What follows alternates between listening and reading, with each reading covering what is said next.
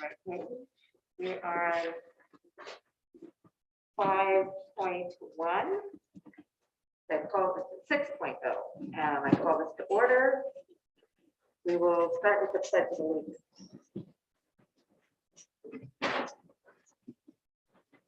Pledge of allegiance to the flag of the United States of America and to the republic for which it stands, one nation, under God, indivisible, with liberty and justice for all.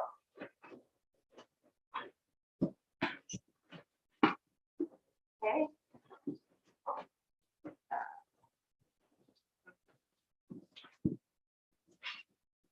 I don't see the item here to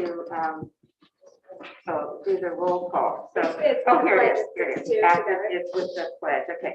So the roll call shows that all 5 trustees are present, plus the 2 student trustees are present. Okay, so we will have, I would entertain a motion to approve the meeting agenda. Okay. Jay and Fiona. Put that forth. Thank you. Is there any? Uh-oh. Feedback.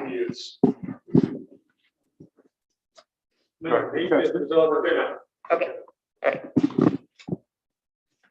Is there any discussion? Then we'll ask Riley how she feels about the agenda. Okay. Ava? I approve. 4. All in favor, say aye. Aye. Aye. Opposed? There's none. It's a 5-0. Okay. Report from closed session. There was no action taken in closed session, so there's nothing to say. But this time we usually have the personnel action report done and consolidated, but we have it here on the agenda this time. Is that what we want to do, Dr. Meyer? No, that's where it is. Sorry, Kevin, that's just It's standard. from the closed. It's just a report out on. It's a report. Oh, a report. There's Okay. Nothing to report. Okay. So recognitions and resolutions. We have a resolution 21/22-34, Women's History Month. So Dr. Meyer, would you like to say anything about that? I certainly would. One moment, please. Excuse me.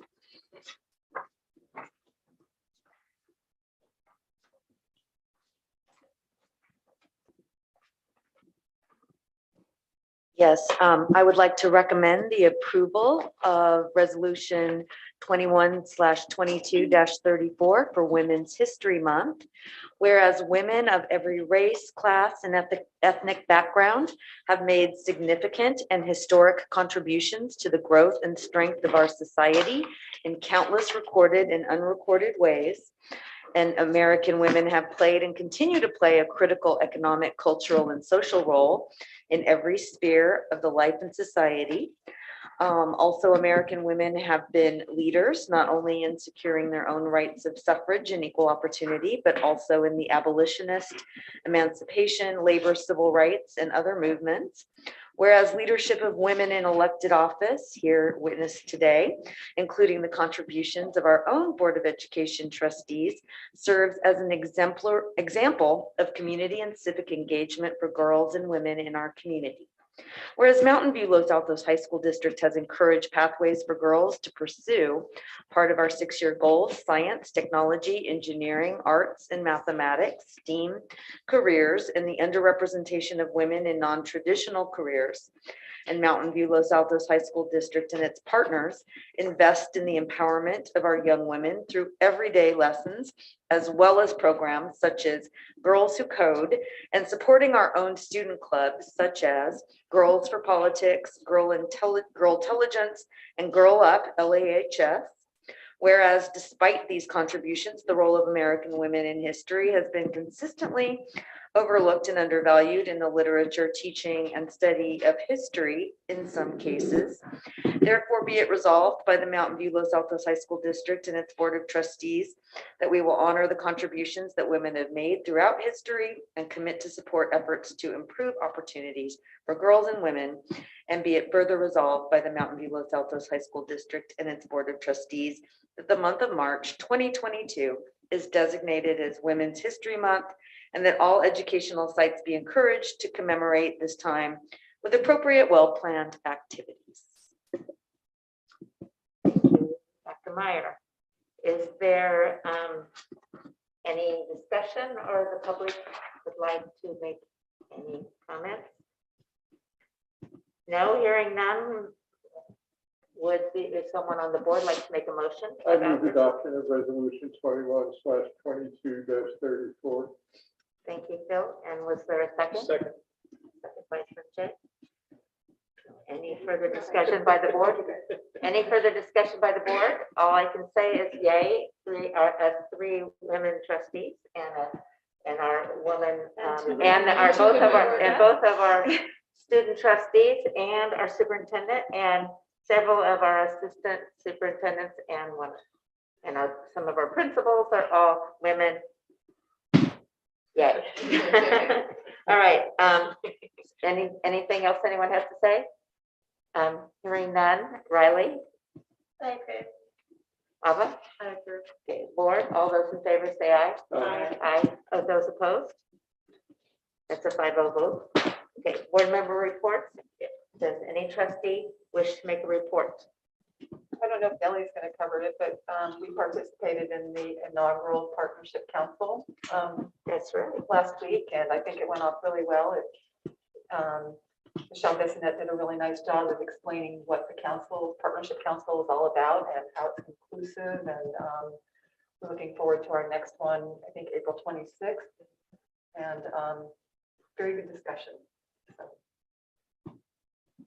Look, I went to that also, and I look forward to seeing all the comments. People put little stickies on their ideas and so on, having to do with some of the main topics. And I look forward to seeing a report out on the different ideas that came up. Other board members have it? No? Okay, thank you. Next, we will have student board member reports. How about you go first this time, Ava? Okay. So there's a lot of things going on right now at Mountain View in a lot of different parts of our school. I'll start off with some sports accomplishments. Our girls soccer team won CCS again, so that's really cool. It's a great soccer team, so many seniors. I went to one of the games. It was really cool experience. Our wrestling team also had some individuals who medaled in CCS, and our boys basketball team has made it to the 3rd round of NorCal playoffs. As far as ASB activities, our current event that we're planning towards is Battle of the Classes, which will be from March 28th to April 1st. And we're really excited about this because we haven't done this since, I think, 2019. So it's a big event for ASB, and we will be doing a crossover with Los Altos as well. This week is also election week for Mountain View ASB, so we're holding elections for our executive cabinet positions and our class cabinet positions. And this Wednesday, we're having a Meet the Candidates forum after school, so we're encouraging students to come and just talk to everyone to find out who they want to vote for. Amidst the current crisis in Ukraine, our MVHS Russian Club held a meeting to discuss the current events and express solidarity with the Ukrainian people and share things that we as Americans can do to help the Ukrainian people. And that was last week. Mental Health Awareness Week is coming up next week, and our ambassadors program is taking charge of events for that week.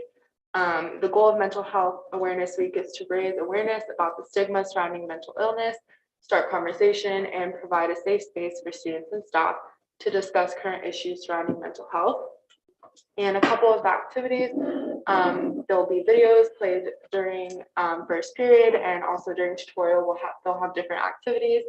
There'll be lunchtime activities in the main quad, yoga, And then on the last day of the week, there's going to be an Out of the Darkness suicide prevention walk.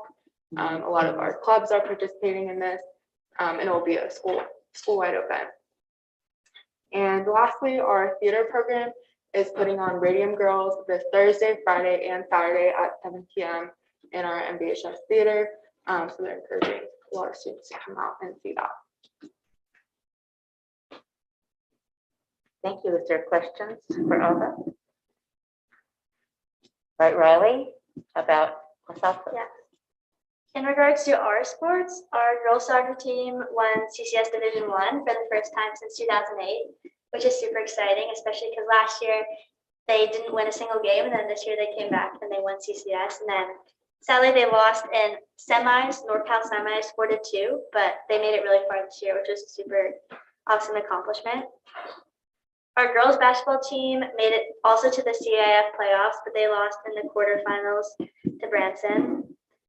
Our boys tennis team is so far undefeated this year, although there's been 2 games, but that's a good accomplishment. And then our track and field team won the Rustbuster Invitational this Saturday, placing first out of 15 teams. And our boys wrestling team also had a few individuals who medaled in CCS.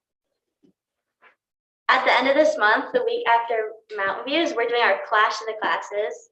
And that is always a super fun thing that we didn't get to do last year, and we get to do a night rally. We have our spring dance this Friday, and every grade has their own dress-up theme. As of now, we're kind of unsure about masks, but we're saying they're required, but we don't know if that might change or not for the dance. And this is exciting because the first casual dance that I've gotten to have since the back-to-school dance my sophomore year, so it's been a long time. Our Broken Box acting company performed their production over this past weekend called Up the Down Staircase, which I heard was a super fun show to watch. Our student community leadership class is hosting a trivia night this Thursday, March 10th. If anyone would like to go, that'll be super fun. And also this month, we are collecting unused test prep books in the library. So if you have any old ones from either your kids or people you know, it would be awesome if you could donate them. We have our 3-day weekend coming up to mark the end of the quarter, which is really crazy. This year is flying by. And another thing that I know students have been mentioning is they feel like the construction, they can actually see the progress now. And at Los Altos, because you can actually see the building going up, and it felt like everything's kind of happening now, like so we can see. And I know a lot more people got tested because of that extra day of ski week, and so that was very helpful. And lastly, big news about the mask mandate coming off next week. I'm personally super interested to see if people actually keep wearing their mask or not. But what I've been hearing around is that most people are kind of unsure, but I feel like once a few people start to take their masks off, then a lot more people will. Thank you, Riley. Do people have questions for Riley? No.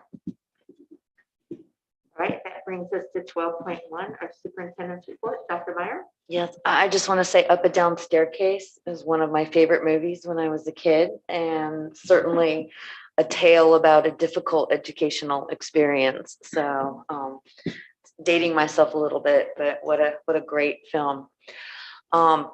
All right, well, moving forward, here you can see the Los Altos soccer team, and our teams really have done beautifully. And it's really nice. We really came back with energy and strength. And so moving through the superintendent's report, and coming back from the week off, it seems it's really been a short period of time since we were on break, but I will share a few academic updates about our student programs and talk a little bit about the mask mandate. And we're continuing our testing, and I appreciate hearing that day was helpful. And it really also helped our staff who were here testing. So the big story that I've been sharing in multiple venues has included the fact that on February 28th, Dr. Mark Galley, the doctor for the CDE or for the California Public Health Department, he announced that the mandate for masks would go from a mandate to being something that is a recommendation, and that mandate will expire Friday, March 11th, at the close of the day. And at a high school, I think that's midnight. Since we're here so often, but very significant. And so we will then come back the students will return on March 15th, because Monday is a recess day. And as we're looking at this, there are some things that we are going to do as a district to prepare and communicate this change. First of all, everyone's aware of it, but how exactly it will be implemented is still something that people have questions about.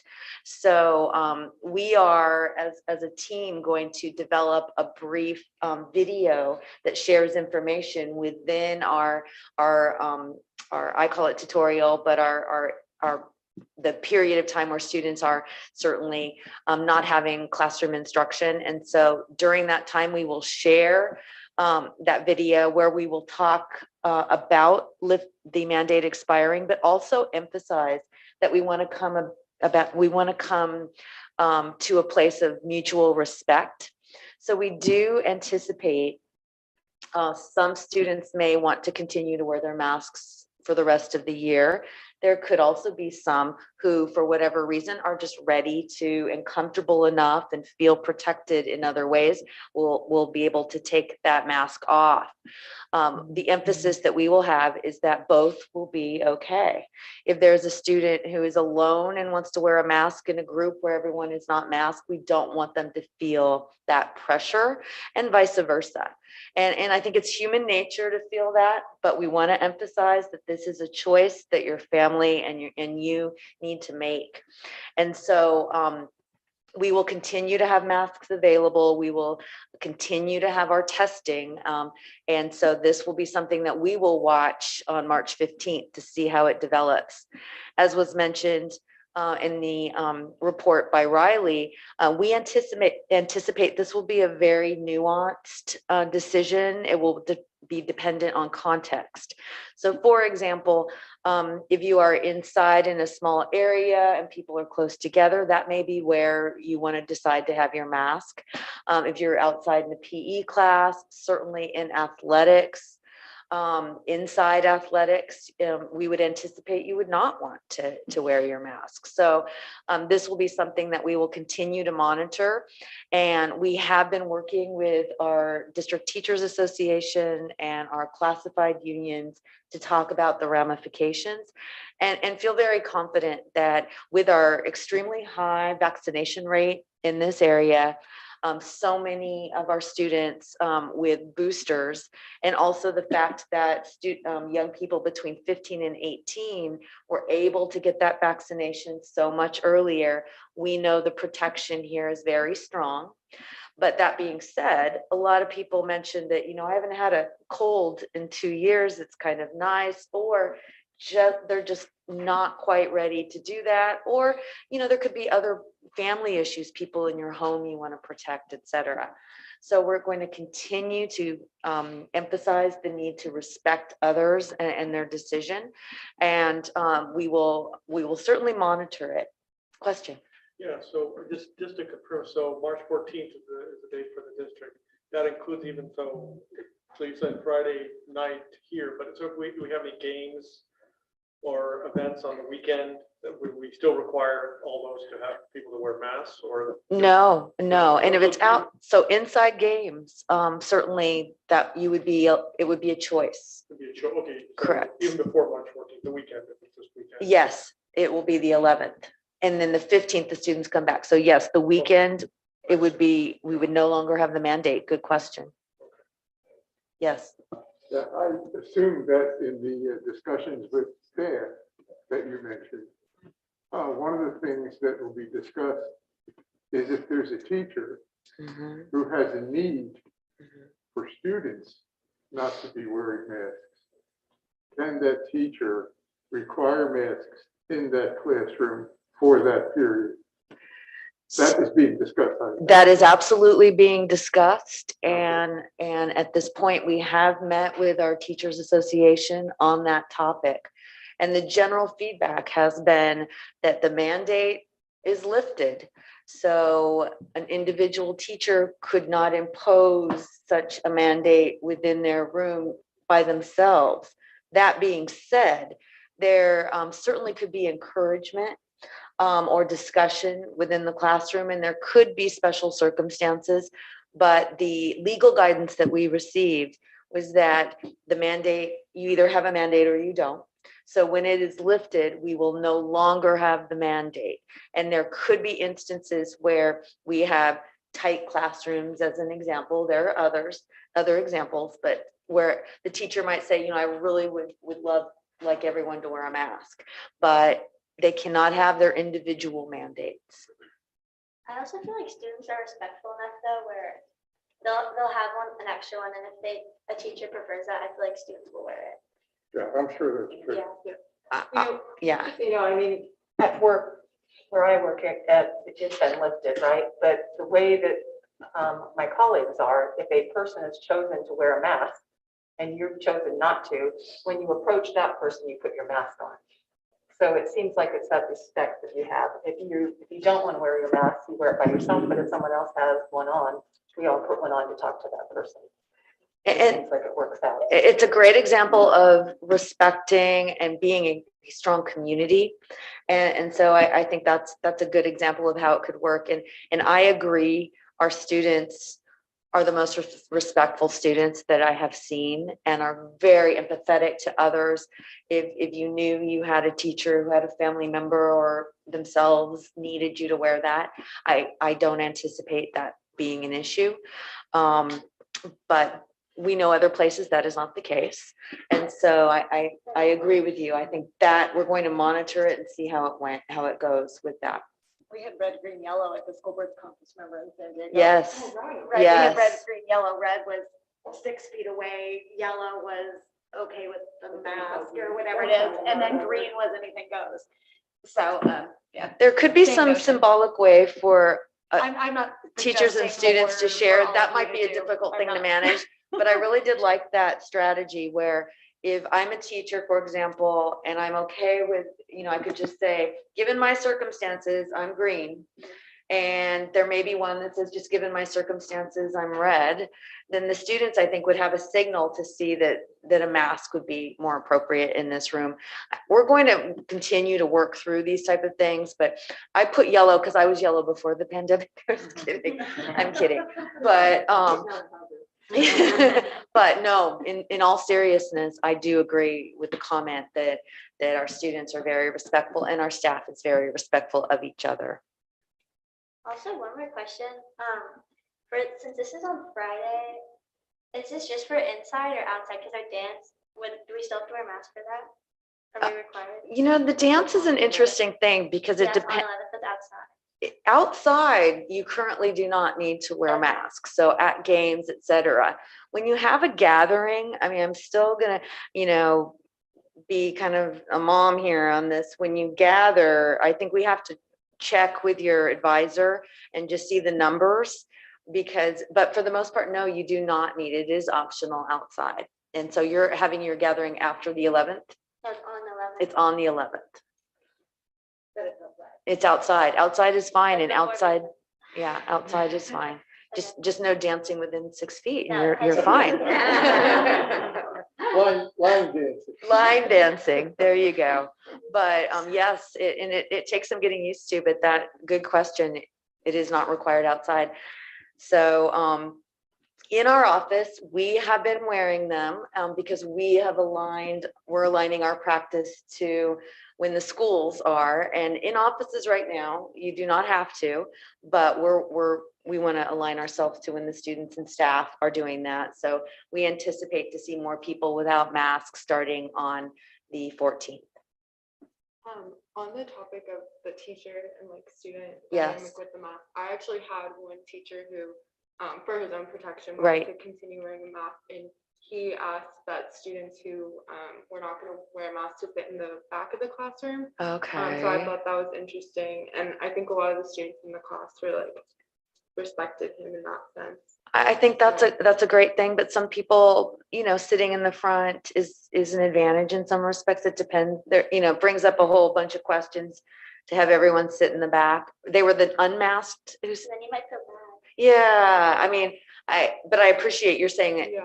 This was just a respectful classroom I'm happy, environment. Like that's just what he said that he wanted to do. But yeah. Yeah, it's going to be tricky in some cases. So I would just also say that if you have a situation that makes you uncomfortable just for whatever reason, please speak to a trusted adult. And it sounds like that was a trusted adult. But there could have been some who reacted negatively to being asked to sit in the back, I would say. But I agree, they want to be respectful. So. Okay, but yes, I could anticipate that could be the case. All right, well, before I move on, this is really the big topic and it's one slide. I do want to say that we've been working with Santa Clara Public Health, and certainly they were one of the last counties to move in this direction. And, on the bright side, this is just such a positive step towards return and seeing our faces again. And so I do look forward to this and do feel comforted in the fact that our community has really stayed safe and been very smart about how they've moved forward with this. So, all right. So this was a little while ago between the last board meeting, but before break, I did want to share a picture, and Los Altos High School had a wonderful STEAM week. And you can see here, they had some in person and some in the theater. And as we move forward in the theater, that's another place where it would be optional. So I think it opens up a lot of possibilities for plays and speaker series and all sorts of different things that could occur.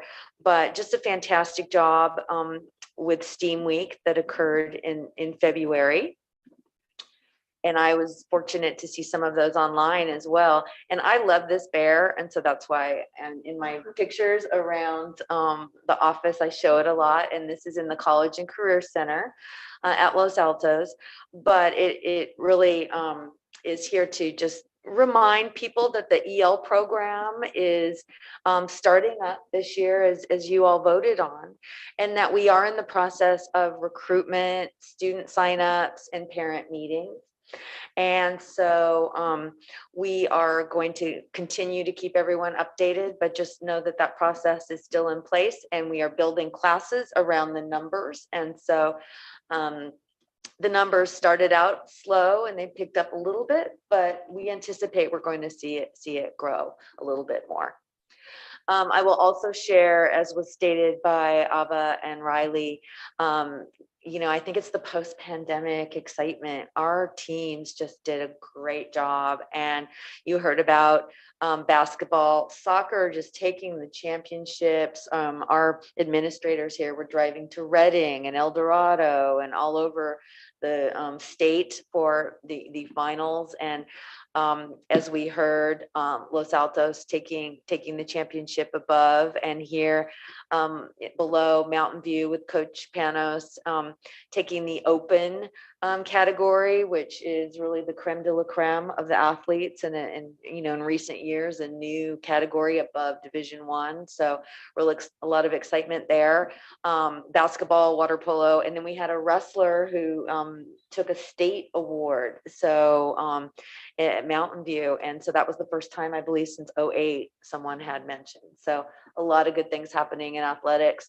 And then now we're getting ready. If anyone wants to go to games, I highly recommend them: baseball, softball, lacrosse, swimming, track and field, volleyball, tennis, and golf. And so just a lot of excitement and appreciation for being able to play. And so now seeing that there will be some opportunities, boys volleyball inside, really the only inside game here. So they will be able to take their masks off. And so we know that in the fall, it was difficult for our basketball players and our volleyball players. And so we appreciate their making sure that we were all safe. Also, our visual art students had their artwork accepted in Art Now 2022 Brave New Worlds exhibition. And we have students who are award winners in our visual arts from Los Altos, and you can see their names here. And so Quinn, Gia, Grace, Ellie, Olivia, Joyce, Rose, Alina, and Audrey. And so we hope to bring some pictures of some of their art in future presentations to show you the work that they have done. But I love the theme, Brave New Worlds. And then here a shot of the Family Partnership Council, which we had last week. And thank you, Debbie, for bringing that up, and Catherine. This Partnership Council was a great opportunity to talk about what parent engagement looks like, what are some qualities of parent engagement.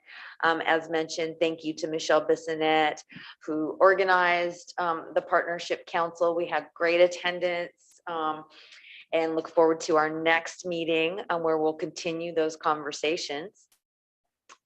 And then also our speaker series, Scott Schmoll, he will be here on March 22nd. And I think we're going to be at the theater. And I'm looking to Debbie. So this will be nice to come back to the Spartan Theater. That's the current plan. And he will speak about the 25 questions every kid must answer to build a meaningful life. And I'm going to look at those questions myself because I'm curious. But we look forward to hearing from him about authenticity and identity. And just another reminder, you've seen this slide before, we're continuing our testing. I have to say it's slowed down quite a bit. We really had a surge on the Monday and the week in the couple days during the break. But we're continuing with that. And then also of note, I'm looking forward to hearing from college freshmen and sophomores because they're, as mentioned, they're freshmen in a sense. They've just returned to a college campus. And so we will have a panel on March 23rd at 12:45 on Zoom. And so you can register on our website and you can hear from current college students, alum from around the nation who will speak and answer questions about their experience during the pandemic and also now that they're returning. So I look forward to that. And then we'll also have others coming up. So I encourage everyone to sign up for those brown bags. They're really fun. Also wanted to share Bob Bistrom, as you know, our Bob Bistrom was presented at the Administrators Association conference in Nashville during winter break. And he presented on student-centered and equity-focused education, and we're very proud of the work that he did there. So we're getting our word out there to other districts and other states. So congratulations to Bob for that. May I ask a question on that? Certainly. Would it be possible for us to do that presentation or I have a slide set from him? I'd like to know what he had to tell. I think we could do that. I know they record it. I don't know if we had to pay our conference fees to get that. We may, but we can certainly, I can certainly look into getting the slide deck. I don't want to promise it, but I know he did it with the team, but I certainly think we could do that. So good news on that front. And I asked him to send us a picture, so he did. And then just, this is something I think people know, but I wanted to state it again that we are currently in the process of gathering input for the principal of Mountain View High School. And that today, many different groups were on a Zoom and they were gathering feedback around qualities and what they're looking for in a future principal for next year. And that we're going to continue to have information on that. And then March 10th in the library, and I believe, Layla, is it 6:30? 6:30 to 7:30 in the library at Mountain View High School. There's an open community input session, and we know that We're working with a facilitator who is sharing that information. And then we also have 2 other positions, Director of Alternative Programs, Principal of Alta Vista High School, and then also Assistant Director of Adult Education. So 3 positions we wanted to just make sure everyone was aware of. And then lastly, baseball starting, and I just love this picture. And so I just wanted to say that I encourage everyone to go to a play, go to a game, and visit classrooms. So with that, that concludes my superintendent report. Thank you, Dr. Mara. Does anyone on the board have any additional questions? That moves us to public comment on non-agendized items. Is there anyone here that would like to do that? No, there is not. So move on from that. Next is our consolidated motion. I would entertain a motion on the consolidated items. I move approval of the consolidated motion as presented. Thank you, Phil and Debbie. Is there any discussion on any of the items on the consolidated motion? I just wanted to say that I know that on 15.4, the CFACE plan is an awful lot of work. And we do have to thank our administrators for pulling that together. Because it's a long report, detailed report, and we really appreciate it. And it's also a required report that we have to turn in to the powers that be. And the quarterly investment report, we have to tell the community about that every year. And I know that a lot of work was put into adjusting the one on gender identity and access. And so we appreciate all the work done by staff on that so that we could have this approved if it's final reading in our consolidated motion. Is there any comments or questions on the board or the community on the consolidated motion? No? Hearing none. Riley, how do you say? I agree. Ava? I agree. Board? All those in favor say aye. Aye. Aye. Opposed, no. Okay. That is a 5-0 vote.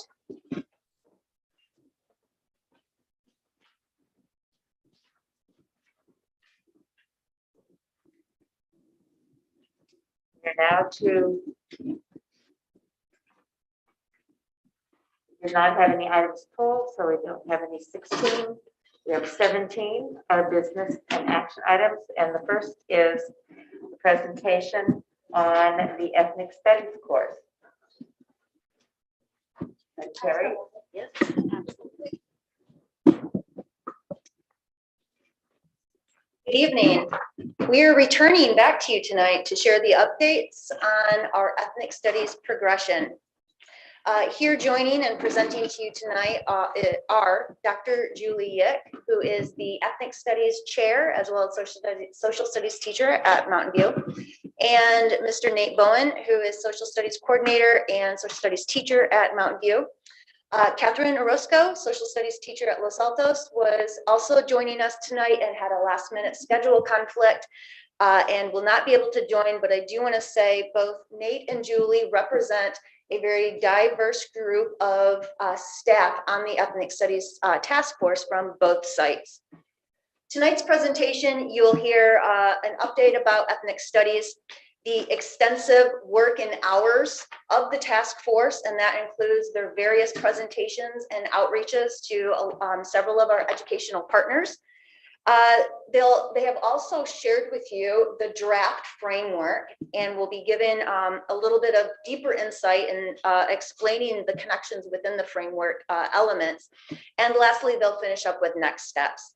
So I just want to take a moment and say thank you to both Nate and Julie, but in addition, all of the task force members of their many hours that they have put into bringing to you tonight the update on the ethnic studies framework and curriculum. And I just want to reinforce, this is still a work in progress. This is bringing you an update to try to make this process as transparent as possible as we continue to build the curriculum. So with that said, thank you, Nate and Julie. Great, thank you so much, Terry. And good evening, members of the board, student reps, Dr. Meyer, and staff that's here. We're so happy to be here tonight and share an update about our progress. As Terry mentioned, we'll be walking through, this overview. We do like to begin our presentations with mentioning our purpose. And the purpose of the ethnic studies course that we're designing here in the Mountain View Los Altos district is to build a strong sense of community amongst our students, to create empathy, and learn from people of all different backgrounds while building the academic skills that are so vital throughout their 4 years in high school and developing some of the skills for civic engagement and participation in our community and our democratic society. This is our big picture why. When we presented to you earlier in the fall, we shared our definition of ethnic studies, the interdisciplinary study of race and ethnicity, with an emphasis on the experiences of people and communities of color. Some of this information we've provided, of course, in the board packet and the slides in the curricular framework doc ahead of time. So we'll be going through this in more depth, but we see this as a really wonderful opportunity for students to learn about the diversity within our community and with the country more broadly, and to learn about really important topics and themes while building their academic skills. So as Terry mentioned, the task force has been working really hard since that last board presentation.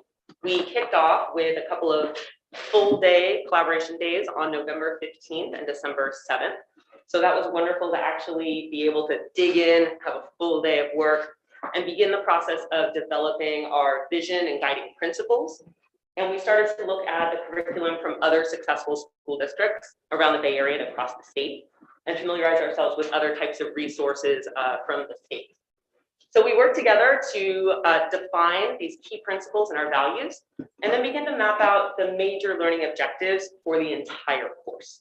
And we're sharing a sample of those tonight.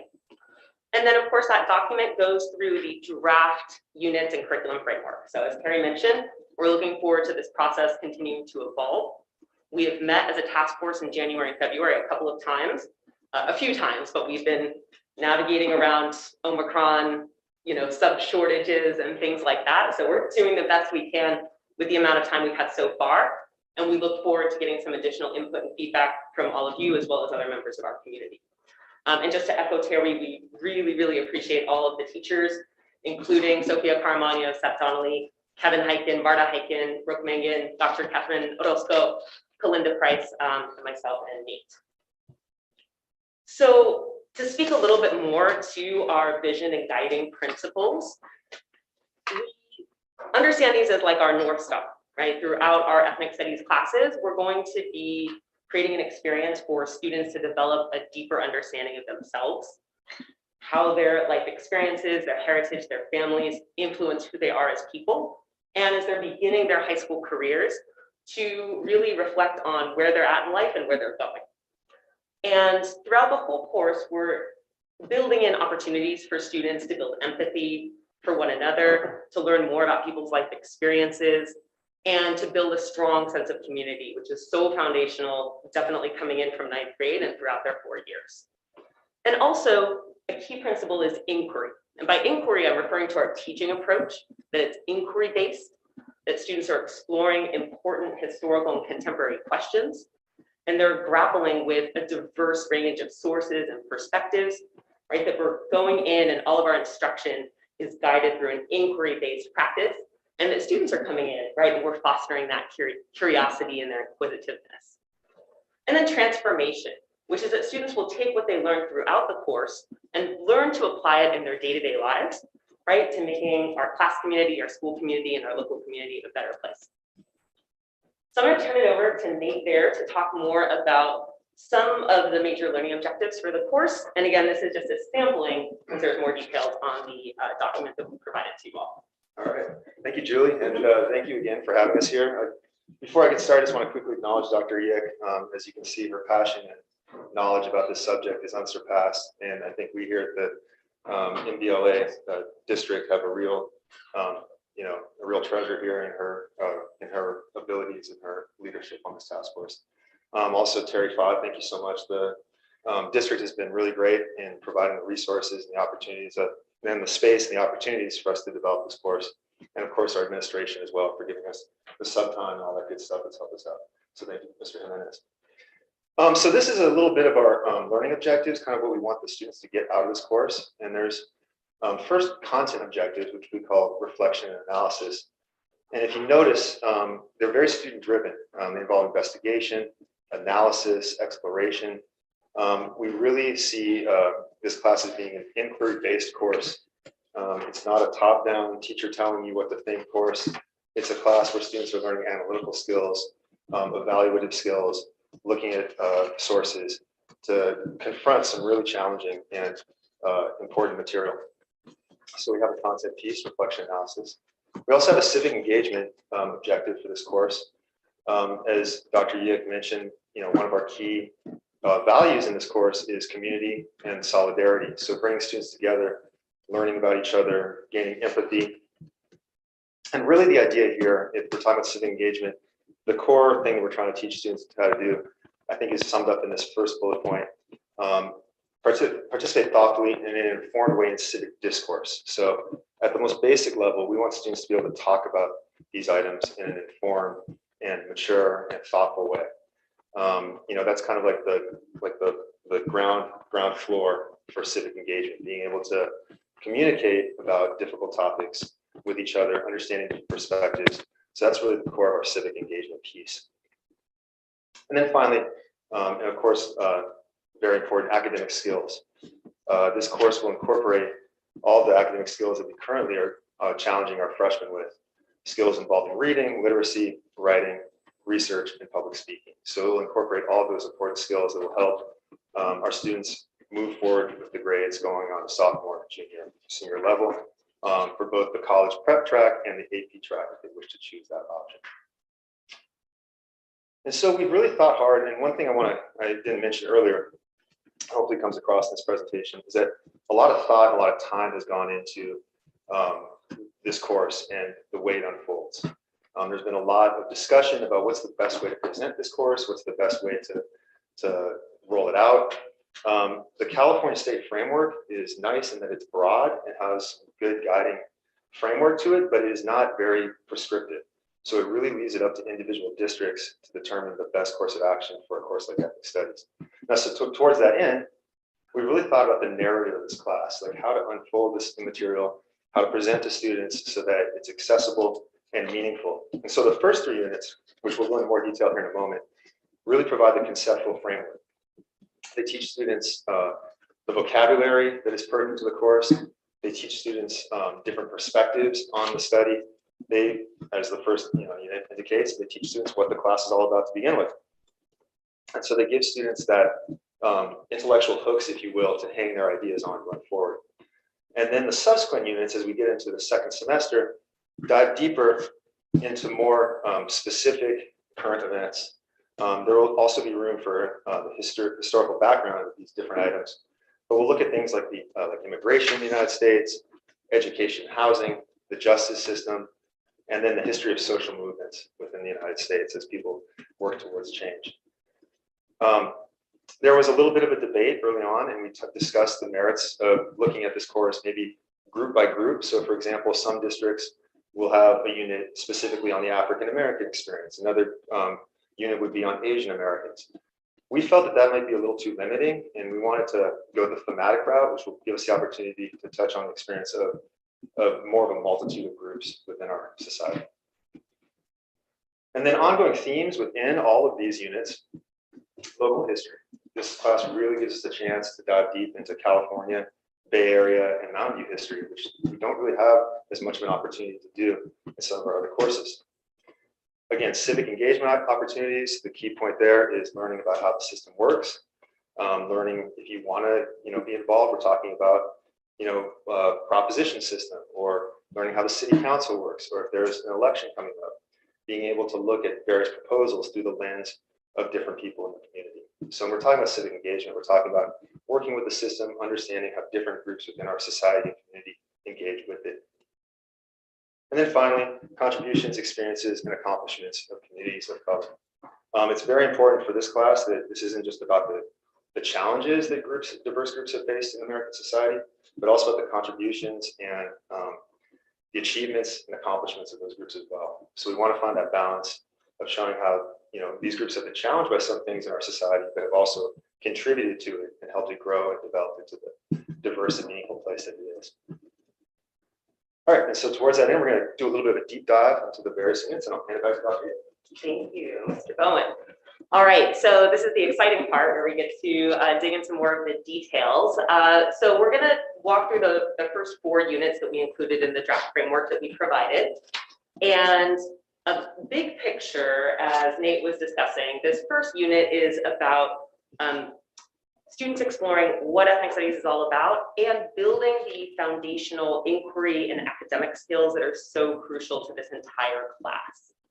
So the way we set up the framework, as you've seen, is that there are sample essential questions per unit, and essential questions just refer to those overarching broad questions that guide the entire unit. And then our learning objectives. And again, these are the major learning objectives over the course of a unit. And as teachers are teaching, they'll be developing, more of the specific learning objectives on a day-to-day basis. But this gives you the arc of each one of those units. So one of the important essential questions in this unit is, what are the historical origins of ethnic studies? And why did students organize for the creation of ethnic studies? So we'll look at that historically, and we are fortunate to be right here in the Bay Area where a lot of the origins at San Francisco State and UC Berkeley and other places developed. And so the learning objectives flow from those essential questions. For example, that students learn to describe and then analyze how and why students organized for this. And I'm going to highlight a specific historical inquiry to give you a snapshot into what it might look like, right? If you were walking into an ethnic studies class, what the students would be doing and learning and discussing. So an example historical inquiry that will integrate into this unit is based on that overarching question. And as students begin to explore, typically, the teacher will provide some historical context and background through a reading, possibly a short lecture, right? And then students will begin the inquiry by grappling with diverse primary sources, right? So they can be looking at text and photographs and other types of material from historical archives. They'd be looking at a range of different perspectives on that historical event, right? Ranging from student perspectives, maybe administrative, people in the community that strongly supported the creation of ethnic studies, people that were opposed to it, right? So they're really grappling with different types of interpretation and historical evidence. We're laying the groundwork in this first unit for students to begin practicing the skills of sourcing and historical contextualization, right? So they're examining that multitude of sources and beginning to identify perspective or potential bias, right? So those skills are really foundational, not just throughout our course, but the 4 years of social studies. And we'll be able to bring in some multimedia, some documentary analysis, as well as connections to what's going on in our world today. So this is just a snapshot of Unit 1. And again, there's more details in that framework, but just for the purposes of the presentation, I wanted to highlight and kind of pull those pieces out. So then moving into the second unit, is called Identity and Narratives. Oh, and before I move on, I should highlight as well that in this first unit and then throughout the class, we'll be building the group work and collaborative skills that are really important. In the classes, they'll be doing a lot of pair work, group work, right? So we're kind of setting those norms in the beginning of the year and introducing the students right off the bat with more academic writing, how you make a historical argument, and back those claims by reliable historical evidence.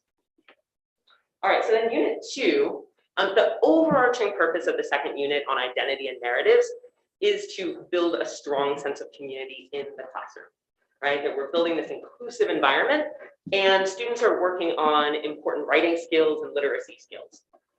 So a couple of the sample essential questions are included up here. And the first one, how do ethnicity, culture, race, gender, family roots, and other factors influence who you are and your outlook on the world? This is the opportunity for students to come in and think about their lives, holistically, right? And reflect on things that give their life meaning. And the way that we do that is guided through different types of narratives, right? Different types of contemporary and historical sources. We've been able to draw on some curriculum from the San Mateo Union District that has just a really rich array of different types of texts that we can integrate throughout this unit. Some of the learning objectives you'll see over here, there's kind of a reflective element, a contemporary focus in this unit, right? Students reflecting on their own lives, also learning about their peers, right? The diversity in our community, as students are developing the skills to practice that empathy and solidarity we talked about at the beginning as part of our guiding principles. So students will be, writing, they'll be reading this diverse range of texts, applying these literacy skills. An activity that can be important, or an assignment rather, in the second unit is called the snapshot autobiography. So students are reflecting on some of their life experiences, right? It builds up toward writing an autobiography about certain aspects of their life that they can share in pairs or in small groups. Again, there we're drawing on some curriculum that's been really powerful in other districts like San Francisco Unified and many others, where we've seen some of the curriculum in action and heard from the students that have found this to be a really enriching experience. We'll continue the focus on reading different types of historical and contemporary accounts. And this is a perfect unit to set up some Socratic seminars and small group discussions based on their writing and analysis of the text. So again, snapshot of unit 2. With that, I'm going to turn it over to Nate to talk about the third unit. All right, Mark. Thank you. And so, the idea here, we've gone through the first 2 units, and, we've gotten students kind of comfortable with some of the language around ethnic studies, some of the major concepts around ethnic studies, introduced them to the purpose of the course. We have this, unit 2 that Dr. Yip just explained, where we're really trying to build some community within the classroom, start getting that understanding of building empathy and perspective amongst all the students.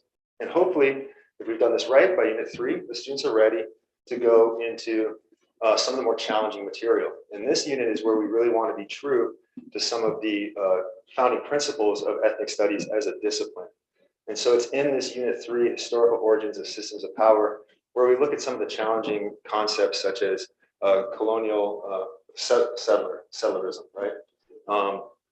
Looking at some of those things, presenting genocide as a topic, some really gritty, challenging material. And a little peek behind kind of like the sausage making here. Most, well, if not all of the really good curriculum that we looked at from other districts around the state have a unit like this. And a lot of them call it historical origins of systems of oppression. We felt that that was kind of too limiting. So we hit on systems of power. And so to explain a little bit more what that is, we're looking at some of the really major movements in American history, colonialism and slavery, and how those affected people of color and diverse communities in America's history. So, one of the sample essential questions would be, how did colonialism and slavery change power structures in the Americas and create new systems of power? So this provides the opportunity to look at what was power like in those communities before interactions with colonialism. Again, we didn't want to limit ourselves just to the idea. And one of the thinkings one of the discussions within the group was, if you present it entirely as a story of oppression, then some students might have the takeaway that that's where their history began, with oppression. And we want them to understand that their history goes beyond that and before that. We don't want them limited in that thinking. So again, another sample essential question would be, how are Indigenous, African American, and other communities impacted by these systems of power? How do they resist and oppose them? One of the core tenets of ethnic studies is also teaching resiliency and how communities adapt and overcome challenging conditions.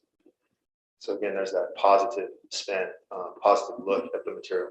A key learning objective would be being able to identify and explain and analyze the impact of settler colonialism and repeated acts of genocide against Native Americans, and describe acts of resistance to such oppression, both in the US generally and in the Bay Area. So there you see, again, we're teaching some key content, tools of analysis that students can use to analyze this material. This is a great unit for introducing a historical analysis essay, where students can use these terms, use their understanding of them, use their interpretation of these terms to investigate examples of this content. You can build in and there's, opportunities for counter argument, analysis. Also, this is a unit where we can introduce some really important writers within the discipline of ethnic studies, like Ronald Zakaki, who's a well-recognized writer about ethnic studies. All right, and the course sourcing and contextualization. So these first 3 units are really the intro. They're the structure for students to then be able to do a deeper dive on more specific and current events. And so we'll just give you a little preview of one of these, which would be our unit 4, which would be our immigration and migration unit. Sample essential question here would be, what are some of the complex experiences of diverse immigrant communities over time? How do their cultures, languages, knowledge forms, and traditions shape their lives and experiences in the US? So here's a unit that's a great unit to broaden out and really hear from different groups and learn about the experiences of different groups within our community, especially here in Mountain View, where we have so many folks from immigrant backgrounds from all over the world. How policies, laws, and systems of power influence the experiences of immigrant communities throughout history and today. I'm not going to read every single one, I just want to give you guys a snapshot. A great one for learning objective, I think, that again gets at kind of the broad scope of this course that looks at many, many different perspectives, would be this middle learning objective. Describe and analyze diverse reactions to immigrants, including patterns of nativism, racism, xenophobia, anti-Semitism, and pressures of assimilation, and analyze how immigrants have navigated these reactions. One thing I hope that's coming across here is that we're really trying to get students to appreciate the complexity of these issues. So it's not, there's not necessarily a black or white way of looking at this. It's a real complex, nuanced study. And as the department coordinator for social studies, I cannot tell you how important that is to instill that kind of appreciation of nuance, appreciation of complexity, comfort with being in the gray area, so to speak, on content. I think this course gets that across, and hopefully we'll be able to help students understand they're not easy answers. There's not easy answers to some of these issues. It takes complex analysis and thinking and real discussion to come up with the best possible solution for the challenges we're facing. And so we have a couple, assignments that we could potentially put in here: an oral history, where you can interview a family member or a community member to learn about their experiences with immigration. This is a great chance for students to hear from each other or from people in their family. You could do a sample historical inquiry. What were some of the experiences of diverse groups of immigrants when they were first moving to California? Again, we're really, we're blessed with our location. We are in probably the most diverse state in the United States. We have people from all over the world, and we're probably one of the most diverse communities in this diverse state. So we really have an opportunity here to learn from each other. Contemporary connections, these are just sample ones. I mean, this is not the only one, but Stop Asian American Hate Crimes would be a good place to look. It's a current issue that's facing an immigrant community today. All right, and so that is our somewhat deep dive into some of our potential units, which we'll be going into much more detail on when we have our formal presentation in a couple months or so. Yeah, we got to figure that out. Anyway, I also want to just comment quickly, because this is again something that, just to give you a peek of how our task force has been operating, there's been a lot of discussions about what we want this course to be and what we don't want it to be. We're well aware of some of the pitfalls and some of the potential problems with a course like this. And being true to our values, being true to the ideals of this course and the principles, we want to just kind of highlight those. So what we will do, there's going to be critical analysis of primary and secondary sources. I think that's already been clear from the units we've gone into. But I also want to make it clear that we're going to challenge students. This is not a course that is going to be necessarily cutting corners or trying to hide things. I think the thing here, we really do believe that the students are up for it. We're talking about a lot of this content in our courses already. We confront slavery, we confront imperialism, we confront Japanese internment. We're dealing with difficult topics already. And we really believe that students are going to be talking about race and ethnicity no matter what. Like, they're going to be having these conversations, whether it's out in the hallway, on social media. They're going to be having discussions about race. It's in our culture. That's a big deal. And we want students to have the tools to have healthy conversations about that, kind of like a health class. We want students to have healthy conversations about health. we see that in the same way. So we're not going to beat around the bush. We will have challenging and complex topics. And we're going to give students the tools to help them think about and discuss these issues, as noted, in a healthy and constructive way. And we're going to really work in every unit to build community and affirm every student regardless of their background. That is, pretty much the core purpose of this class. Things we won't do, and we've heard about some of these activities, and we don't want to have anything to do with things like that. There's not going to be activities or exercises that divide the class by ethnicity or privilege. I've heard about things where people line up by privilege. That's not something that we're interested in doing. That would create division. It would create feelings of ostracism, feelings of guilt that are not necessary or have any place in this course. On that note, students are not going to be led to feel that they are either the oppressor or the oppressed based on their identity. We're going to try to look at this from an objective standpoint, and students will be given the tool to analyze it for themselves, but we are not going to be creating activities that put that in their minds. And then we're not be telling students that they have to think a certain way. And by telling, that is also, that incorporates a lot. We're going to be working to not set up a classroom or set up activities or set up body language in a way that indicates that students have to think a certain way about a certain topic. On a side note, just as an educator, there's a constant, kind of struggle to be aware of your own biases, whether they're implicit or explicit, and to really be as objective as possible. So that's a constant thing that we're working to do as social studies teachers as it is, but in this course we'll be extra cautious and hopefully well trained for that as well. All right, and on that note, I'm going to hand it back to Dr. Yates. Thank you very much. All right.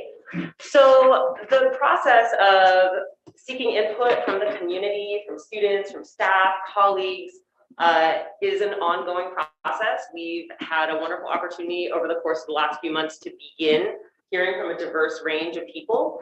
And we're going to continue that process and be analyzing some of the input and community feedback over the next couple of months. So certainly one platform has been the thought exchange that the district shared with the community so that we could hear a wide range of considerations from anybody in the community that would like to voice some of their opinions or questions about ethnic studies. So even some of what Nate was just addressing in terms of what ethnic studies is and what is not stems in part from some of the community feedback and comments. So we want to make sure that we're really clear and that we are spelling out what this class is all about, and also kind of correct any misperceptions that people might have, especially because the development of the ethnic studies framework at the state level was a rather lengthy and contentious process.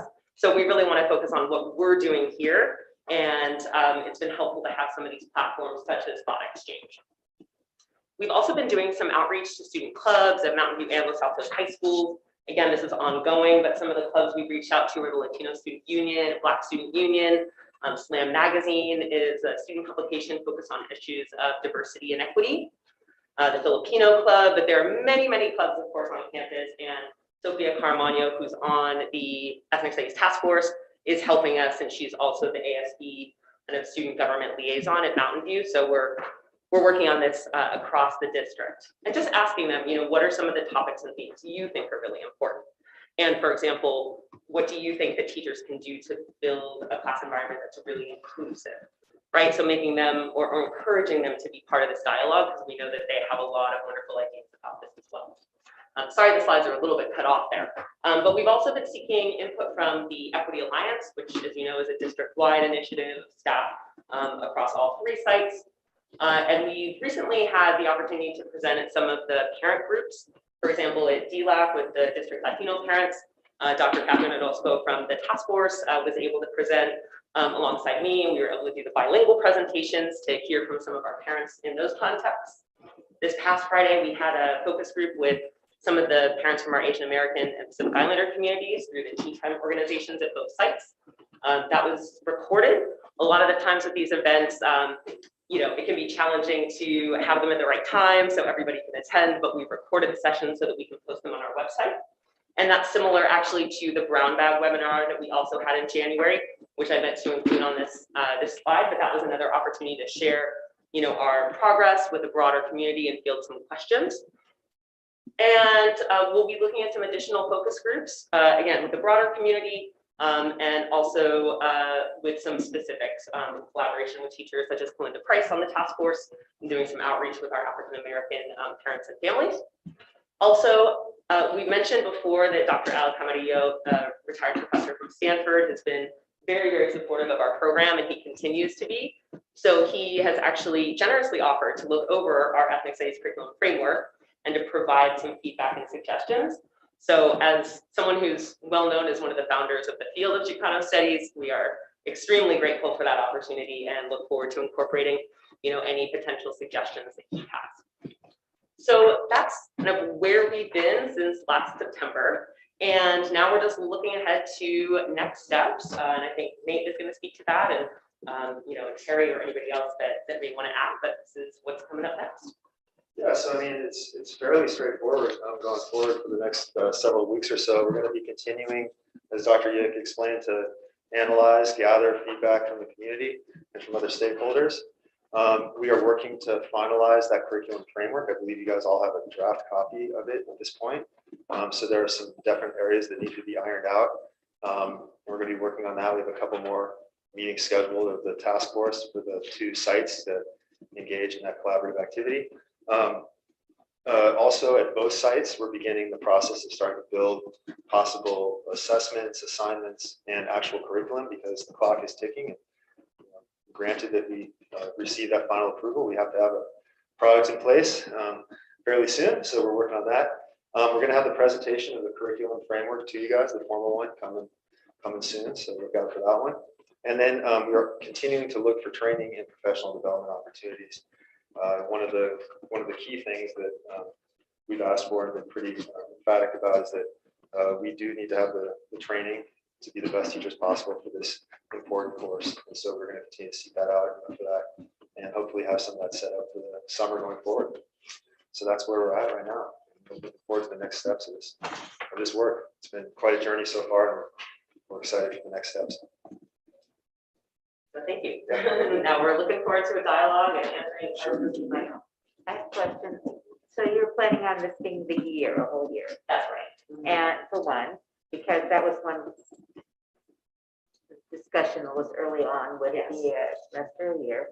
So that's confirmed that that's what you're heading for. Yes. And then I've gotten some comments that were to the trustees by email. So I guess Dr. Meyer, we'll just forward them to, you said to yourself, Dr. Yes, and also to Terry. And that will get disseminated out to incorporate. Wonderful. And also, it's not over ever until it's over, right? So it will be. Are you thinking of this as a pilot then, or is it? So it is what it is. So currently we have enough.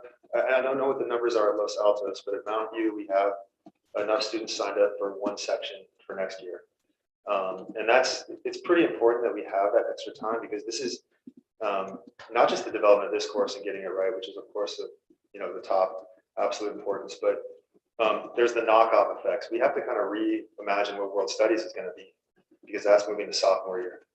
And so we need to begin that process of kind of reframing that curriculum. And the discussion right now is where are we going to start it? Because currently we start world studies around the year 1750, and we end right after World War II.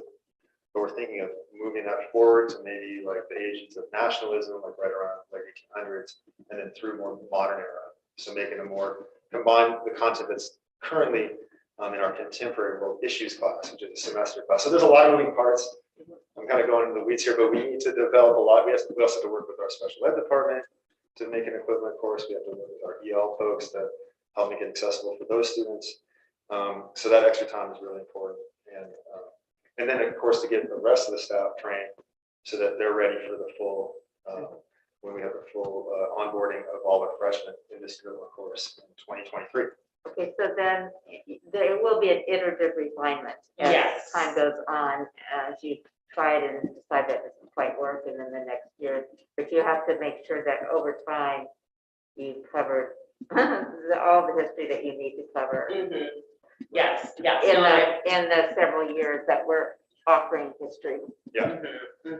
Yes, it's definitely going to be a process of, implementation next year, assessing how it's going with the students, looking at the academic achievement data, right, and so forth. So we imagine that we'll be kind of fine tuning and making adjustments to make sure we're really meeting the needs of all our Okay, students. Fiona, did you want to go next? Yeah, I'm sure everybody else has questions too, but, Well, why don't we yeah, just yeah, that'd be great. First off, thank you so much. I wasn't sure what to expect tonight and didn't know how far you and the team would have gotten on this. And it's very exciting to see half of it basically, put together, your first 4 units put together. And so thank you for all the work.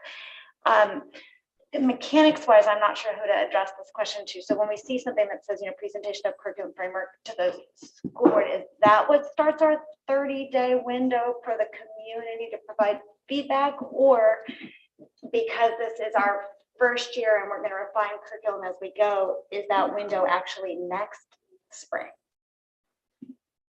I would like it to be, if we're ready, which I feel this Mhm. team is. Oh, yeah, is in the yeah. finalization steps for us to be able to do it this school year. Okay, so the next presentation with all 8 units mapped out would kick off the 30-day window for the community to provide some feedback then. Correct. Okay, understood. Thanks. I don't understand. That's mandatory. So state law says we have to present. No, I understand that Okay. part. What I don't understand is this is a pilot program. So we would only be approving the pilot program curriculum. Well, no, I asked if it was a pilot, and Well, Well, I mean, it's the established first, it I as a mean, we pilot. reserve the right to refine any course that It's we're a pilot teaching. because Right? it's the elective, right? It's not, right, so Right. a year after that, well, then it'll be a 9th grade, Right. the social studies class or whatever, the ethnic studies Yes. class. And that's what should start the new window next year. Because we haven't seen anything about that permanent course. Okay, well, I leave that to Nellie and Terry to figure out if we have to have the 30-day So we're window looking at now or this in as the not a spring. pilot, but a small scale implementation. Okay. So our plan was to have the framework finalized and approved. And next year, we're doing small scale, which allows the teachers who are doing the small scale to build the detailed curriculum, the assessments, collaborate with both sites, work with some of the special ed and all those other tangents. And so when we do full implementation, our framework has already been approved. But now with full implementation, we have a year plan. We worked it with our students, and so we're working out more of those details that helps with a smoother full implementation, which is why I believe it's important that we look at this year as the finalization so that we can move on from small to full and not look at it as we're just trying it out next year. We want to implement it next year as it should be finalized. We're just doing it on a small scale. So when we bring in the other 6 or 7 teachers per site who is teaching this, we have a solid plan that we can support them with for coherence amongst all of the sections.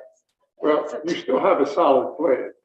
It's just not the plan for the final product. I'm very uncomfortable approving something that I don't know the details of. So according to CDE and what's being asked by the assembly bill, is that you're approving the framework, which is an example of what's presented. You're not necessarily approving the details of what the assessments look like, of what the Well, I lessons want to be look clear like. that we're not approving the course. I'm sorry, say it again? We are not approving the course that will be taught the following year. We are only approving the framework, which, as Catherine said, is an iterative process. So that framework itself might change on the basis of the knowledge that you gain by doing this pilot program. If I could step in for just a moment, I think it's been our intention from the beginning of this process that what we do come up with, whatever we call it, will be not only the course for the first year implementation, but will be pretty much the course for the full. We're not going to have, there's not going to be a lot of tweaking of, it's not going to be a different course much at all, in my understanding from this next year to the the full implementation year of 2023. The idea in having the small implementation is that it gives us that space to help all the other actors within the schools. Because this is such a fundamental course that is for every freshman. Like it's replacing our world studies class, which is one of the few courses that every kid takes in Mountain View and Los Altos. So it's a big deal that it's done right. But we can't just replace that huge course and also tell special ed, EL, everybody else, all right, you guys got to adapt this now too, especially with all of the, for lack of better terms, roadblocks that COVID has presented for collaboration and for helping people get through this, just getting back in the classroom here. So the idea here is that we have the small scale implementation, but we have the course done, and then we can spend next year helping everybody else get on board with that course, which will then be fully implemented the following year. It wouldn't be good to have a different course, significantly different in any way, the full implementation year, because we're getting everybody set up, all those other actors that I mentioned next year. I hope that makes some sense and clarification. Yeah. So I'm sorry. I'm sorry if I opened a can of worms. I think the explanation was excellent as far as the framework. So I'm actually quite comfortable with the detail at the level of the framework. Okay, yeah, I understand that. So again, people have a syllabus with all of the readings by the time we have to approve this in 2 months.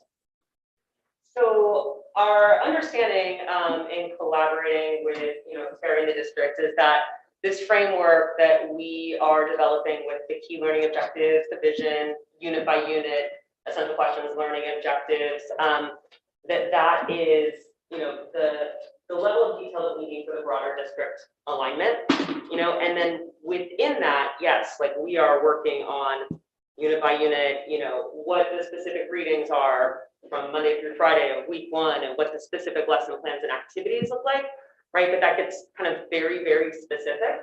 And so the concept is that the framework, right, does provide the guidance for the overall course that then can be taken by the various teachers, and again, with our collaboration with special ed and other departments that will offer their own, if it's a sheltered class, for example, in special ed.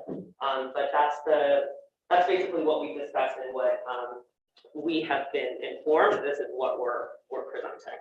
I would say we don't want, in my opinion, to go to the level of taking a look at syllabi and readings, etc., because that will change over time, right? What students are reading and the lessons or the text that they use, that will change. What won't change are these overarching objectives and essential questions. And so that's the same, and it's the same with next generation science standards, it's the same with Common Core. It's these very broad stroke, overarching ideas and concepts that teachers need to build up. But that's the big framework is what needs to be approved by the LEA if we're not using the state model curriculum. Well, I'll have to read the legislation to see if it says we approve a framework or we approve a course. Yep. But that will determine where I And go. I with can it. help find it for you as well and share with you. I'm very certain that it's framework, and we reached out to our county office to ask for clarification as to what detail is our board approving within the framework. And Julie help me out remember the answer, but it was, I feel, almost broader strokes than what we're presenting with these 3-column type frameworks here. But we'll find that email and I'll share it with you as the response from our county office as well. Okay. Yeah, I think we need to revisit this question. So Terry, am I to understand that it's similar to, we would have the 25 standards in any particular course. These standards will be created by this team, brought to the board under a framework to approve, and then the supplementary materials throughout will be put together by the department teams, and assessments will be created with those department teams, just like any other course.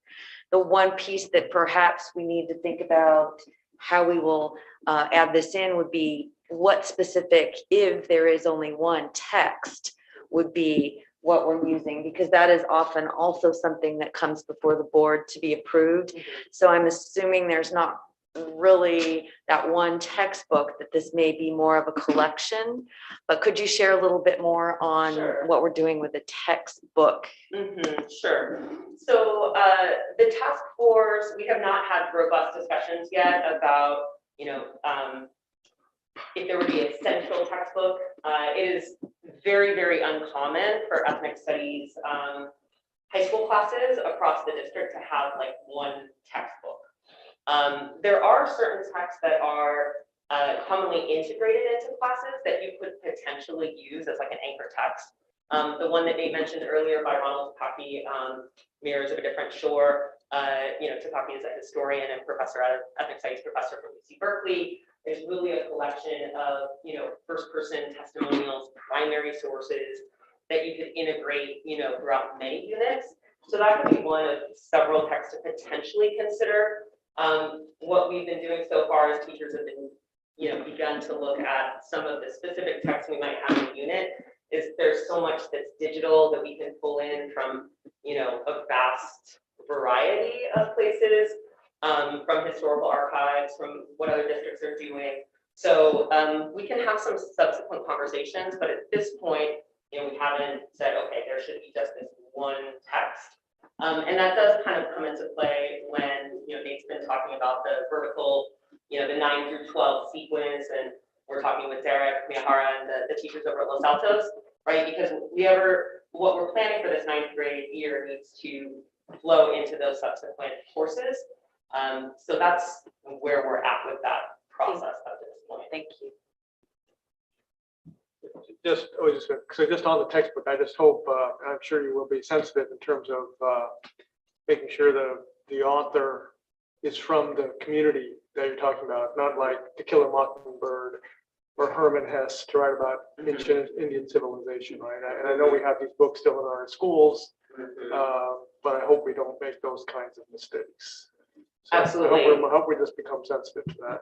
Yes, Absolutely. yes, thank you, Sanjay. We are definitely committed to that, which I think is another reason that it's good to have some flexibility so that we can be ensuring that we do have the wide array of authors of a particular community that are writing about, either their own experiences or the history, in the case of Takaki, who's a specialist in Japanese American history and cultural history. Yes, definitely. So in your one bullet, you said teachers will not be telling students that they have to think a certain way about these issues.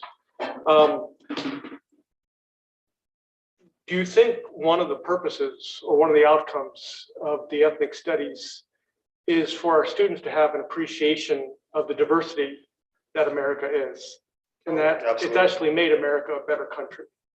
Yes. Absolutely. Yeah. You agree that that's one of the outcomes, right? Oh, definitely. Yeah, that's I believe one of the kind of central Themes, right?